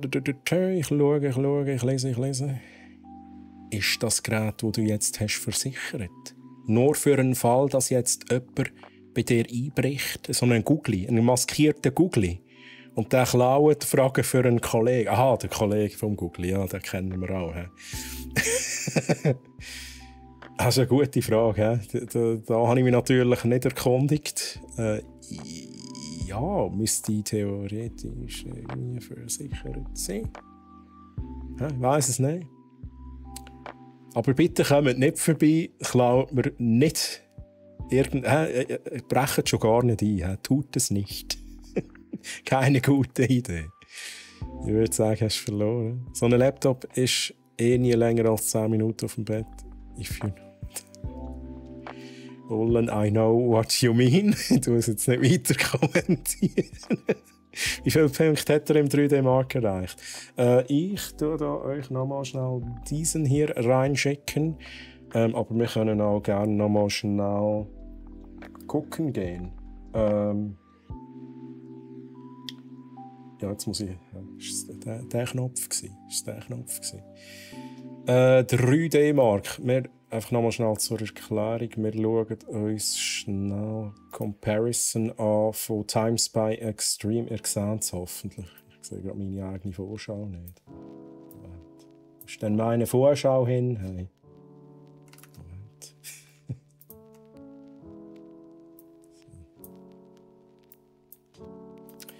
Genau. TimeSpy Extreme haben wir da und das ist mit Luftkühlung, das ist mit Wasserkühlung und das ist im Vergleich ein Desktop 4090er System, was vielleicht auch noch interessant ist. Temperatur 76 Grad mit Luft, 67 Grad mit Wasserkühlung. Und wenn du noch Port Royal willst, let's go, da haben wir es auch hier den Vergleich. Luftkühlung, Wasserkühlung, ein bisschen mehr. Einiges mehr mit der Desktop-Variante der 4090er. Und hier nochmal schnell die Temperaturen. Ihr habt Links bekommen zu den einzelnen. Ich muss schnell schauen, was ich euch überhaupt geschickt habe. Das sind, glaube ich, die Wasserkühlungsresultate, die ich euch geschickt habe im Chat. Dort habt ihr auch noch viele, viele Details. Let's go.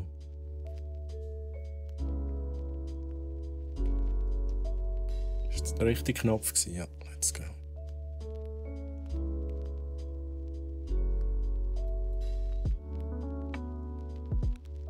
Der Muckli, genau der Muckli. Der maskierte Muckli. Google, ich hoffe, hast du das jetzt noch mitbekommen? Jetzt habe ich extra deine Frage beantwortet. Google, bist du zufrieden? Was können wir noch anschauen? Gibt es Chat, habt ihr irgendetwas? Nehmt euch etwas Wunder? Keine Ahnung. Ausgezogen haben wir sie jetzt. Machen wir nicht mehr.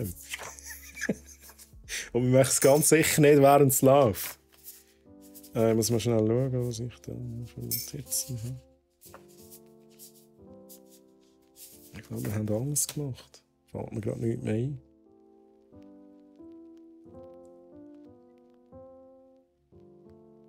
Lass gerade noch mal einen laufen. Wenn ihr noch mal eine 3D, wenn ihr noch mal einen Benchmark gesehen? Ich kann das schon machen.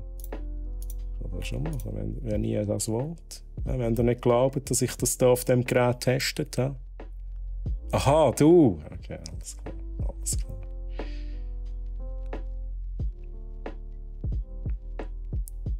Aber vielleicht... Ich kann ja mal schnell einen laufen.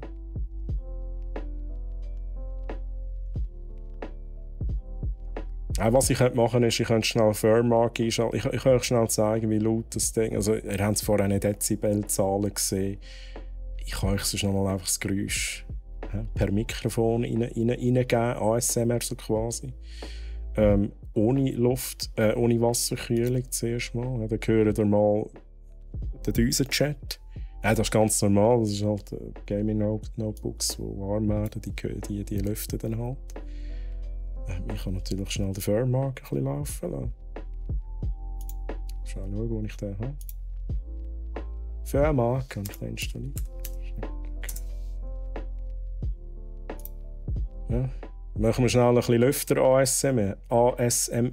Ohne Wasserkühlung. Und der Emo-Chat ist eingeschaltet. Let's go. Gut, machen wir da mal schnell. He?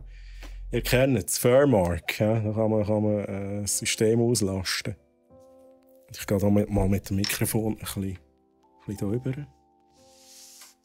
Und das solltet ihr irgendwann dann hören, wie er anfängt zu lüften.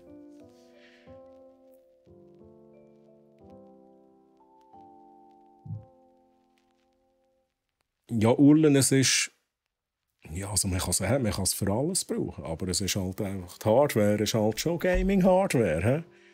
Aber ich meine, wie soll ich sagen, es ist auch abwärtskompatibel. Es ist auch mit Office-Sachen und YouTube-Videos schauen kompatibel. Überhaupt meine 3090er ist besser, das würde ich sogar auch behaupten, ja. Von der Punktzahl her, ich weiss es nicht mehr auswendig. Ich kann schnell schauen. Ich kann sie. Letztes Mal haben wir verglichen übrigens.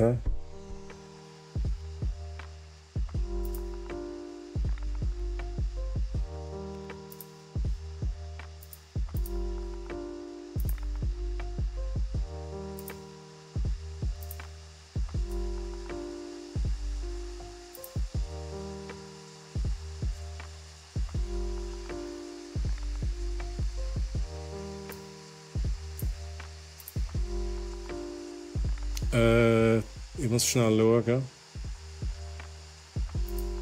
Das ist nicht... Moment schnell. Ich gehe schnell. Times by Extreme, wassergekühlt, war 11'000. Und mein System... Ja, das ist falsch, das war Blender. Ja, ich weiss nicht, was es ist. Ich könnte wahrscheinlich schauen. Sorry für den Lärm, es ist gewollt.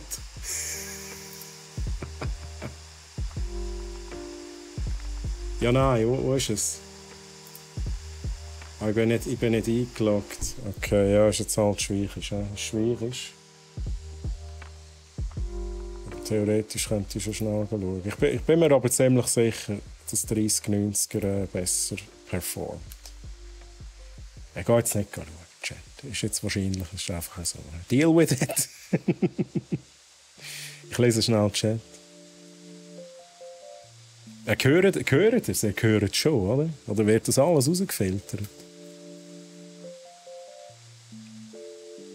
Was ist FPS PowerPoint? Over 9000, Flöro. Over 9000.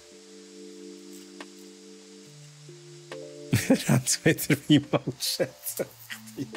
Ja gut, ja, den gehe ich jetzt halt gleich. Da kann ich gemütlich da noch schnell schauen.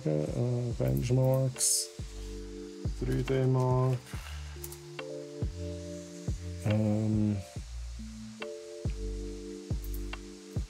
Results. Dann schaue ich schnell 3090er. Ich habe aber noch Times bei.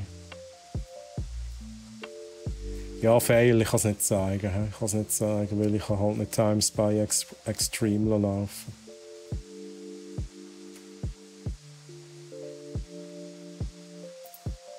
Ja, der Wille war da. So, lieber Chat, was wir jetzt schnell machen, ihr hört es. Ich gehe da nochmal hin.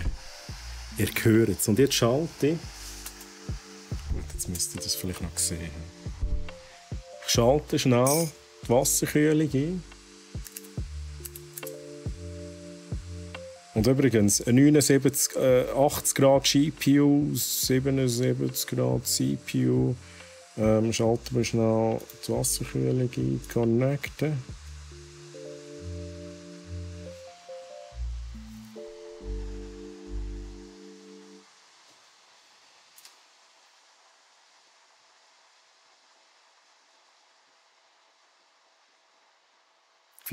Grad, 70 Grad.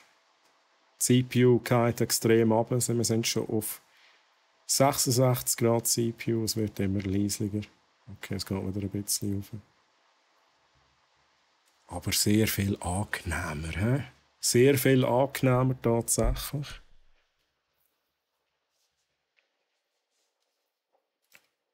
Jetzt ist es nochmal leisiger geworden.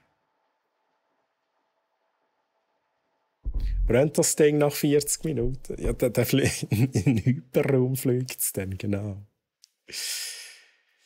So, ja, dann. Und jetzt ist es wirklich, angenehm still im Chat, weil der Emote-Chat schon wieder an ist. Nein, es ist natürlich auch angenehm ruhig jetzt da mit den Lüftern und so. Also es ist schon recht nice. Es ist schon recht nice. Übrigens, was man eben machen kann, ist die Presets verstellen, wenn man jetzt hier auf Quieter geht. Dann wird der natürlich langsamer, aber dann fällt der wieder anlüften. Das ist also Quieter ist quieter. Es ist wahrscheinlich irgendwann fast wieder lauter, weil einfach das Notebook wieder anfängt zu lüften. Ich muss auch noch irgendein Emote reinposten, Chat.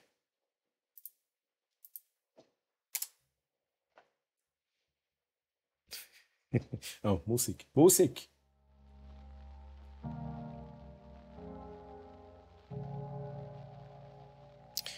So, ich glaube, ich kann hier den Fairmark wieder abstellen. He? Was können wir noch anschauen? Noch schnell, wir sind irgendwie immer ewig in dieser Control Center Software. Was ich natürlich noch zeigen kann, das habe ich gar noch nicht gezeigt. Wir können natürlich das Keyboard, die Beleuchtung, die ist nicht so einfach fix, wie sie ist. Die kann man natürlich einstellen. Also kein Wunder. Wie man sie so kennt, viele, viele Effekte und so. Das ist, glaube ich... Aha, das ist auch... So... Das zeigt mir, wann ich muss drücken muss. Das ist wie Stranger Things. Es zeigt mir irgendeine Message. Es zeigt... Troy... Du... bist... ein geiler Sieg. Oh, okay. Das ist eine Secret Message, die wir das gerade mitteilen.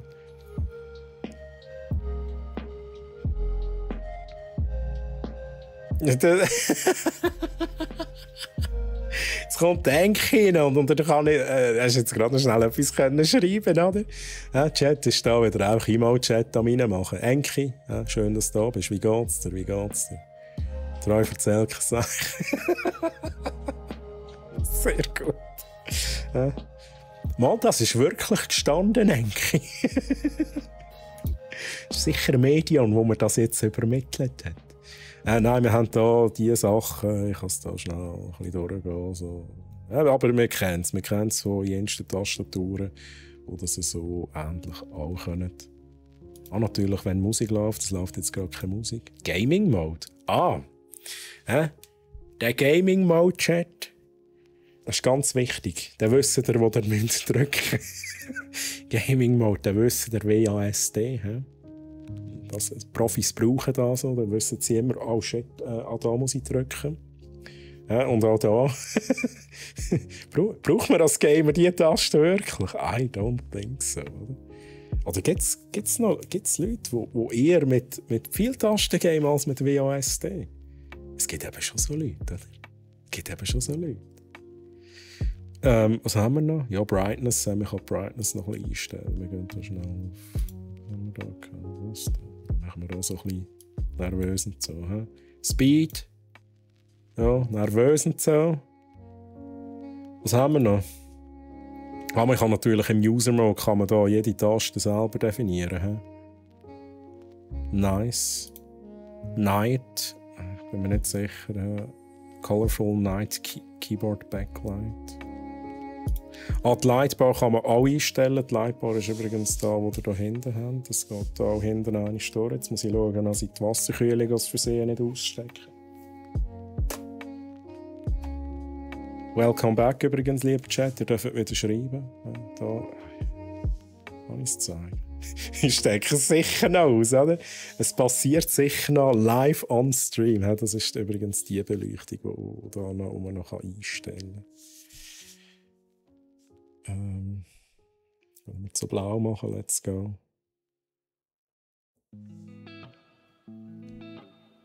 $19.000 Kopfverdeckel. Lieber Chat, es tut mir leid, aber ihr seid selber schuld, dass jetzt immer Emo-Chat drin ist. 19.233 GPU und 18.032 CPU. Okay.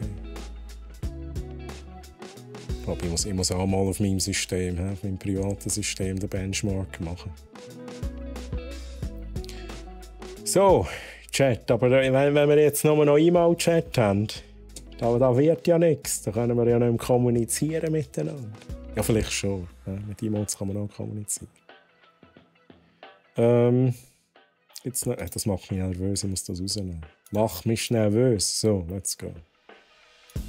Schnell schauen. Die Brightness kann man übrigens auch natürlich mit der FN-Taste einstellen. Das ist nichts Neues. Gibt es noch etwas Spezielles, was ich zeigen kann?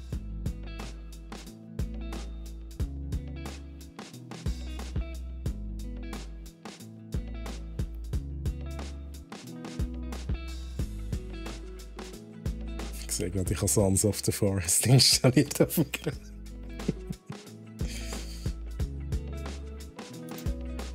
I don't know, Chat.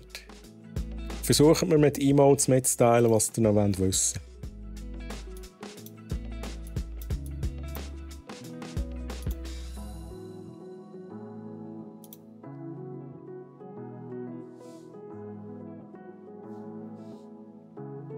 Oh, jetzt muss ich noch im Flöro sein Emote entziffern.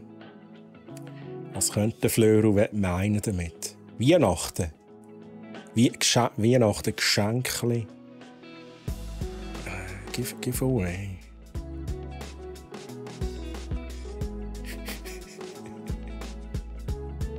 Jetzt schreiben jetzt alles rein. Alles rein, bevor der E-Mail-Chat wieder drinnen ist. Kann man die Wasserkühlung wirklich einfach ausziehen oder ist die nicht verriegelt? Sie ist nicht verriegelt, tatsächlich. Wie gesagt, ich werde sie jetzt ehrlich gesagt nicht ausziehen, logischerweise, während sie läuft. Aber ich kann es nochmal schnell schauen. Ich kann nochmal schnell zeigen. Jetzt hier schnell die Wasserkühlung abstellen. He? So macht man es, wenn man nicht alles nass haben will. Disconnect. Ja, da kommt die Fontäne raus, oder? Über alles rein. Monitor, mein PC, Tastaturen, Mikrofon, ja, teure Webcam, teure Kamera. Alles kaputt. Jetzt hier schnell Ordnung machen.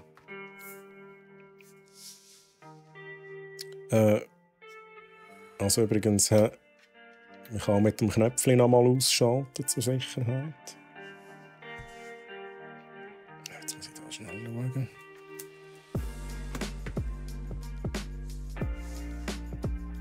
Ich bin da schon am Anschlag, aber das ist schon recht stabil. Also ihr seht, es hebt schon recht gut. Also es ist nicht so, dass jetzt da, es ist recht ein starkes Magnet, das da dran ist. Aber man sieht es halt nicht so verdammt gut. Ich bin auch überall immer im Weg. Oder? Ja, ein bisschen vor. So. Es ist halt ein bisschen dunkel, aber ich stecke mal aus. Es ist ausgeschaltet. He? Also ausstecken kann man sehr problemlos. Und da, wo ich vorhin gesagt habe, wir schauen gerade schnell. Es ist alles trocken. Hat der Troy vorhin gelogen? Hat er es beim ersten Mal falsch gemacht? Es ist halt auch ein Fingerprint-Magnet da, das Material.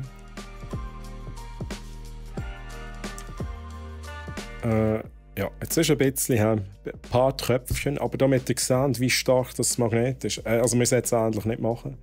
Aber ich gehe da mal schnell ein bisschen näher. Okay, also ein Vorführeffekt geht nicht, oder? Komm, zieh es an. Magnets, let's go. Also es ist ein sehr starkes Magnet, das dran ist.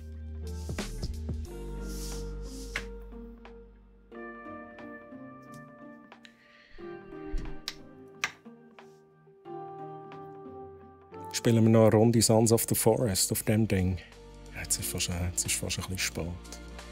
Fast ein bisschen spät. Und ich habe das Gefühl, es wäre nicht so der richtige Content für den Channel. Das ist, glaube ich, recht brutal. Das ist nicht so family-friendly da. Proof or never happened. Achte nicht ins Hösli. Treu, sorry, habe gespritzt. Ich stelle mir gerade so vor, wenn das wirklich passiert. Also Panik, überall kommt Wasser raus, so, oh mein Gott. Ja, und alles für immer festgehalten. Eclipse.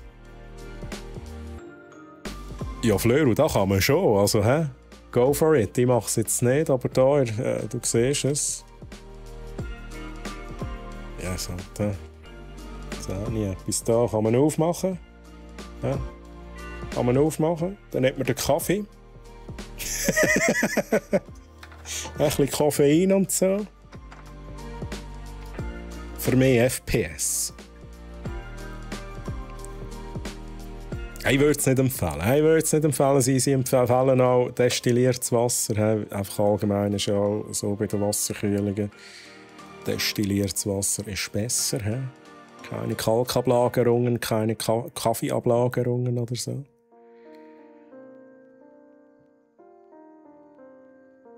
Ich kann schon friedlich, ohne Zombies. So ein bisschen. Ich habe so mega viele Videos gesehen mit dem NPC, der dabei ist und auch alles kaputt macht. Mit dem ein bisschen chillen und so. Massi, welcome back. Hello again. Massi, wie geht's dir? Wie geht's dir, Massi? Bist vorhin wieder gegangen? Ich habe es noch gedacht.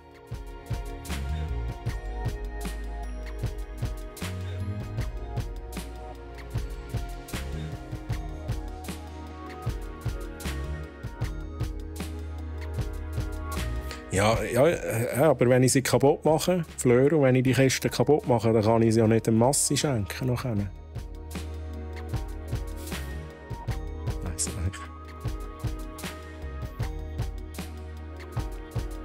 Kann man statt Kühlwasser flüssig machen? Jetzt kommen die Fragen. Flüssigmetall? Ja, du, ich weiss es nicht. Ich habe es jetzt noch nie probiert. Stell mir das ein bisschen schwierig vor. Ich empfehle Ovomaltine. Da kann sie zwar nicht besser kühlen, aber länger. Heisst der Kelvin oder Kevin? Es wäre eigentlich geil, wenn er auch Kevin würde heißen. Er heisst wahrscheinlich Kelvin. Massi gerade heimgekommen vom Snöben, holy shit. Okay, ist alles gut gelaufen in dem Fall? Hast du Spass gehabt? Ich Snöben halt gar nicht. Ich fahre auch nicht Ski, darum, ja. Ich kann leider jetzt nicht mitfühlen. Aber Schlitteln wäre geil. Never nice, merci für deinen Follow. Sehr nice, ja? Sehr nice. Wie geht's dir? Wie geht's dir? Willkommen hier bei uns.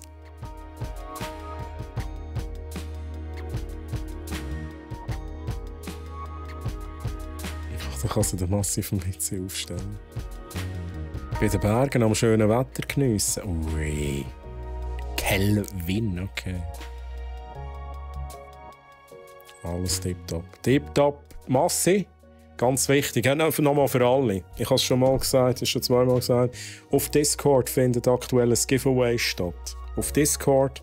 Wer noch nicht getroffen ist, Ausrufezeichen Discord. Und dann könnt ihr dort unkompliziert, ich glaube nur irgendwie etwas liken mit einem Emote oder so, habt ihr dort die Chance auf eine Logitech Pro X Superlight Maus. Das ist eigentlich die ich hier auch habe. In Rot aber. Die es zu gönnen gibt, ist in Rot. Das ist hier meine, die ist in Schwarz. Gut, danke. Nach dem Arbeiten aber gleich heim. Okay. Gleich Feierabend, das ist doch nice. Aber schön schaust du rein. Schön schaust du rein. Hey, jetzt gehen alle auf Discord. Also, google so Flöru. Es gibt was zu gewinnen. Let's go. Ja, aber wenn jetzt der Massi mitmacht, dann ist vorbei, oder? Der Massi kommt mit seinem «Ich gönne immer Cheat». Schön Wetter und habe mit meiner Tochter alle «Back to the Future» Teile gesehen. Sehr geil, Massi. I like. Ich bin auch ein grosser Back to the Future Fan. Ich schaue die ganze Trilogie einmal im Jahr. Nice. Massi, sehr nice. Wie hat sie es gefunden? Hat sie es zum ersten Mal geschaut? Wie hat sie es gefunden?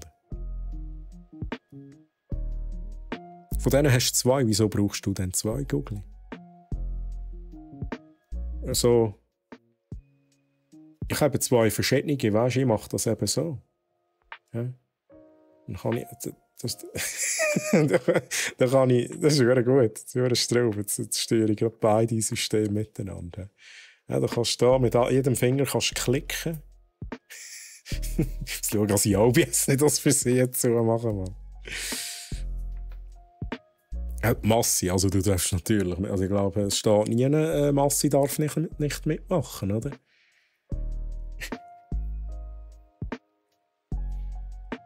Teilnahmebedingungen. Du darfst nicht Massi sein. Das wäre mega fies. Merci Fleur, danke vielmals. Ja, ich glaube, lieber Chat, wir können glaube schon langsam Feierabend machen. Ausser ihr wollt noch etwas sehen, dann hätten wir noch 10 Minuten. Aber sonst, wir können natürlich einfach auch noch ein bisschen quatschen, können wir auch machen. Also das nimmt mich jetzt auch schon noch Wunder. Back to the Future ist ein gutes Thema. Absturz, ich habe Back to the Future morgen zuerst mal. Ja, das ist nicht schlecht, hä? Das ist nicht schlecht. Absturz, grüezi wohl übrigens. Schön, dass du da bist. Wie geht's dir? Er hat 2 Hänge. So. Du endlich, aber was ist denn mit den Füßen? Mit den Füßen, da brauchst du doch noch mehr. Also ich muss ja, ich habe ja auch, also wie ihr gesehen habt, ich habe die nicht extra gekauft jetzt fürs Notebook. Ich habe die eigentlich auch für Shooter-Games. Wenn ich mal wieder Competitive Shooter spiele, dann habe ich meine Superlight. Kann man halt viel besser Flex-Shots machen. Aber ja, das ist der Content, den ihr nie gesehen habt. Das ist der Content, den ich off-Stream mache. Content off-Stream, Content on-Stream.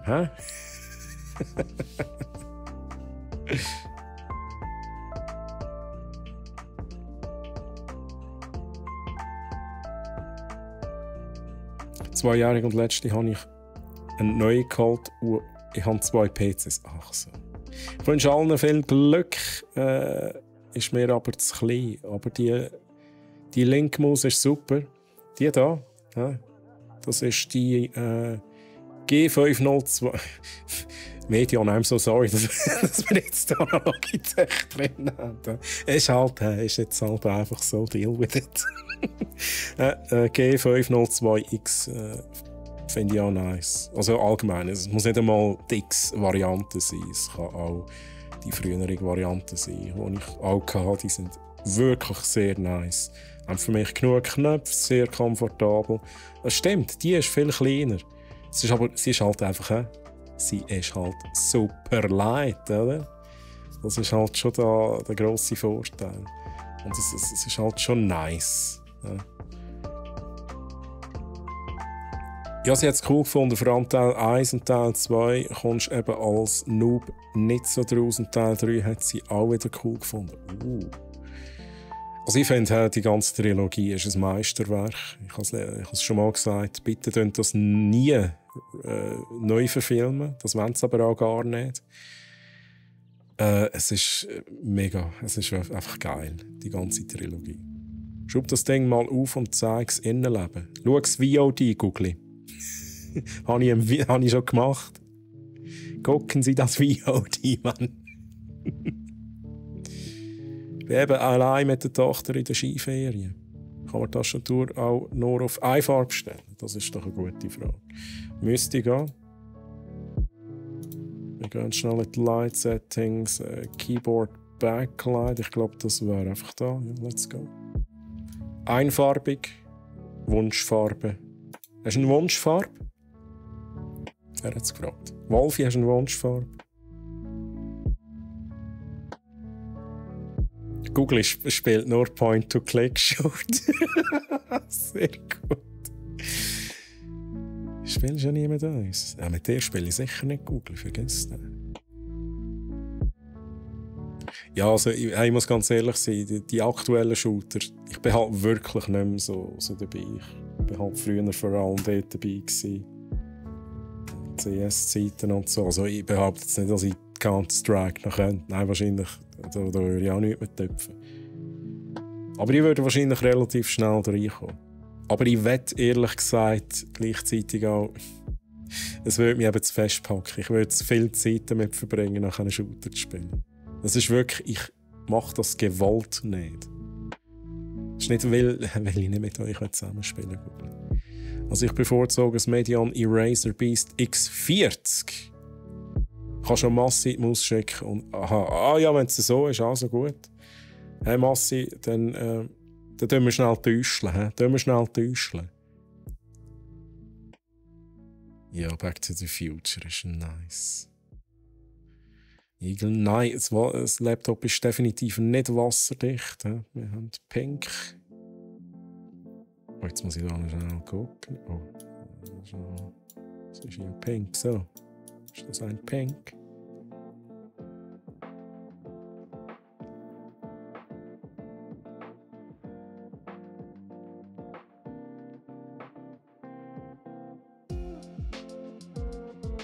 Aber ich finde es cool, machen ihr alle mit. Ich wünsche natürlich allen viel Erfolg, aber wie immer kann nur der Massi, kann nur jemand gönnen. Und für die jetzt nicht rauskommen, was ich meine, Ausrufezeichen Discord, dort läuft aktuell ein Giveaway, wo ihr könnt Pro X Superlight Logitech Maus in Rot gönnen. Ich denke also auch, mit 2 Klicks aufs Icon kommst du wieder rein, also ins Game CSGO. Ja, ich will wahrscheinlich schon relativ schnell wieder reinkommen. Bei Valorant, also ich habe ja auch schon Valorant gespielt, ein einziges Mal. Und ich bin glaube so nach einer halben Stunde bin ich richtig in den Flow reingekommen. Ich bin richtig in den Flow reingekommen und ich habe so richtig gespürt, wie es mich gepackt hat. Das ist der Moment, wo ich gesagt habe, so, ist gut, merci, ich muss aufhören.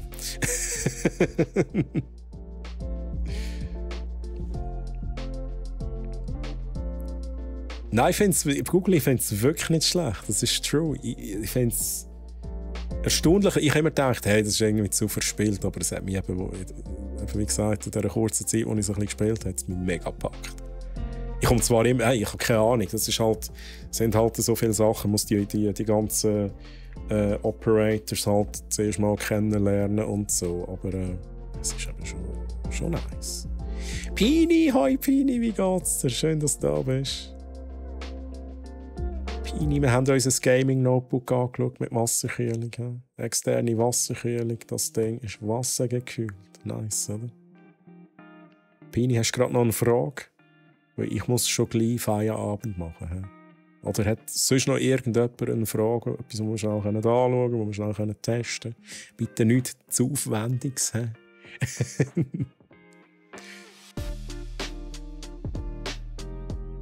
Das gibt dann wieder Discord. Also nicht so gerne, wenn alles blinkt und leuchtet, aber ist noch hübsch. Ich habe es auch nicht gerne, wenn alles blinkt und leuchtet. Ihr seht es bei dieser Tastatur, die ich hier habe, ist auch, das ist kein... Ah, ist einfach blau. Blaue Ds.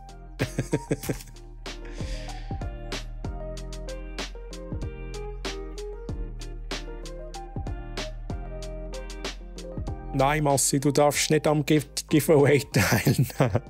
Nein, weitermachen, spielst mit der Maus. Mit der Maus. Mit der Muna, mir und dem Bert. Immer das Gleiche mit mir. Mit oder ohne Kohlensäure. Ohne. Ja?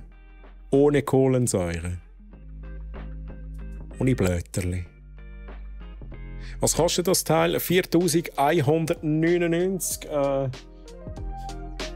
Kommt mir so vor, als würde ich das versteigern. Nein, ist einfach bei uns, brack.ch ist das verfügbar.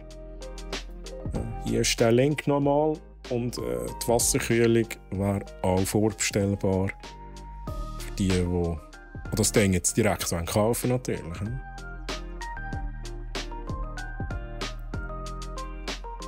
By the way, falls du einen geilen Schraubenzieher willst, bestell dir den von Linus Tech Tips. Googli, tu 3-mal raten, was für Unterhosen. Also ja. Ja, ich habe schon 3-mal habe ich Merch bestellt, ohne Scheiß. Aber ich habe... Nein, seit der Schraubenzieher draussen ist, habe ich halt nie bestellt. So, übrigens, das ist der einzige Merch, den ich gerade griffbereit habe. Plüschbanane.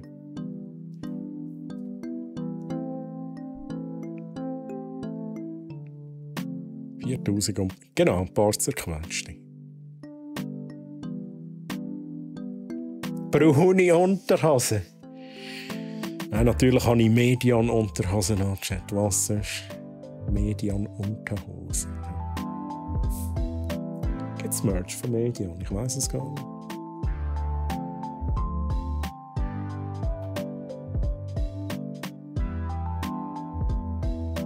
Oh, das Jäckchen und das Geile. Oh, das Mauspad. Das ist nice. Das habe ich auch schon angeschaut. Bei mir ist halt speziell, ich kann es zeigen? Nein, ich kann es nicht zeigen. Ich habe eine sehr komische Tischform. Es ist so abgerundet vor mir und ich habe eine Custom-Made Mausmatte bestellt in dieser Form. Darum alles, was Standard-Mausmatten sind, kann ich nicht mehr brauchen. Aber es ist ein geiles Design, es gefällt mir wirklich auch. Ihr solltet während dem Stream einen 10% Rabatt machen auf das vorgestellte Produkt. Liebes Projektteam, habt ihr gehört?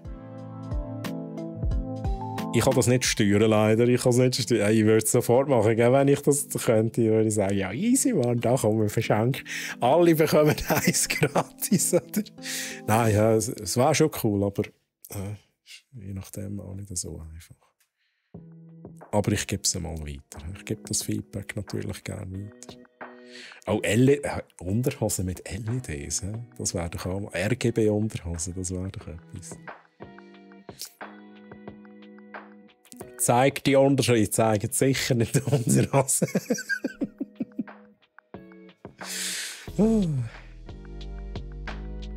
Also wäre 10% Rabatt, hätte ich einen. Oh, ohne Scheiß. Ja, genau, Google. Jetzt hast du extra noch geschrieben, jetzt ist es spät. Was wäre jetzt noch gekommen? Ja, Google, weißt du, komm. Deal? Nein, natürlich kein Deal. Ich darf das nicht entscheiden. Ja, Google, da haben wir Pech gehabt. Da haben wir jetzt halt Pech gehabt. Moment verpasst. Guti, oh nein, Dani. Dani, Mann. Guti, wie geht's dir? Wie geht's dir? Alles gut. Du kommst da zum Ende hin. Ich muss leider jetzt Feierabend machen, lieber Chat. Aber es war ein guter Stream, cooler Tech Talk. Ja, sag's nochmal da. Medion Eraser Beast X40. Notebook mit einer 4090 drin. Wasserkühlt das Ganze. Nice, man. Hat echt Spass gemacht, das Ding ein bisschen zu testen. Ist echt nice. Gut und selber, hey, alles. Ich kann mich nicht beklagen. Alles chillig. Gute Domärde. Was hat der Gugli, der Gudi wieder gemacht? Der Gudli. Der Gudli.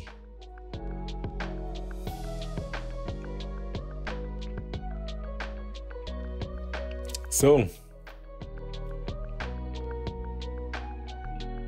Oh, jetzt kommen halt noch mehr Marken für. Ich klappe wieder raus. Ja, Elgato ist ja von ein anderes Mal und so. Er hat The Virginia in Sons of the Forest. Nein. Nein, aber wieso, Guti? Wieso? Und checkt jetzt gerade zum Massi heim oder Bergen? Sicherheitshalber an beide Orte. Wir schicken eins in die Berge und eins zum Massi heim, damit er es auf sicher bekommt. Wieso, Guti? Hey, bye bye. Tschüss, Massi. Schön bist du da gewesen. Bye bye, tschüss. So, lieber Chat. Das war's. Hat Spass gemacht. Ich muss schnell überlegen. Diese Woche haben wir natürlich noch mal am Freitag einen Stream mit der Steffi. Ab 13 Uhr gibt es ein bisschen Gameplay. Ich weiss tatsächlich nicht, welches Spiel. Aber schaltet doch am Freitag ein, wenn es Gameplay gibt. Mich gibt es ganz normal wieder nächsten Mittwoch. Ich glaube, ich zocke nächsten Mittwoch die Siedler. The Settlers, das neue Spiel. Ziemlich sicher werde ich das auch mal anzocken. Es nimmt mich wunder, wie es ist. Ja, es ist ein bisschen negative Kritik kommen tatsächlich, aber ich werde mir da selber ein Bild machen. Und wenn ihr nicht könnt warten, Chat, wenn ihr nicht bis am nächsten Mittwoch könnt warten, jetzt muss ich mein Knöpfchen finden. Wenn ihr nicht bis am nächsten Mittwoch könnt warten, dann geht hier hin. Am Samstag bin ich auf meinem privaten Channel twitch.tv/treuhammaren live und wir machen dort noch ein bisschen Hogwarts Legacy tatsächlich. Ja, ich know, viel Gelaber und vielleicht noch ein bisschen Gameplay. Genau. Ich lese noch schnell den Chat. Siedler 3 Beste. Ja, tatsächlich. Ich weiss gar nicht mehr. Siedler 1 und 2 habe ich ganz sicher gezockt. Ich bin mir eben nicht mehr sicher, ob ich 3 wirklich gezockt habe. Ich glaube schon. Das waren mega gute Games. Mit Amazonas DLC.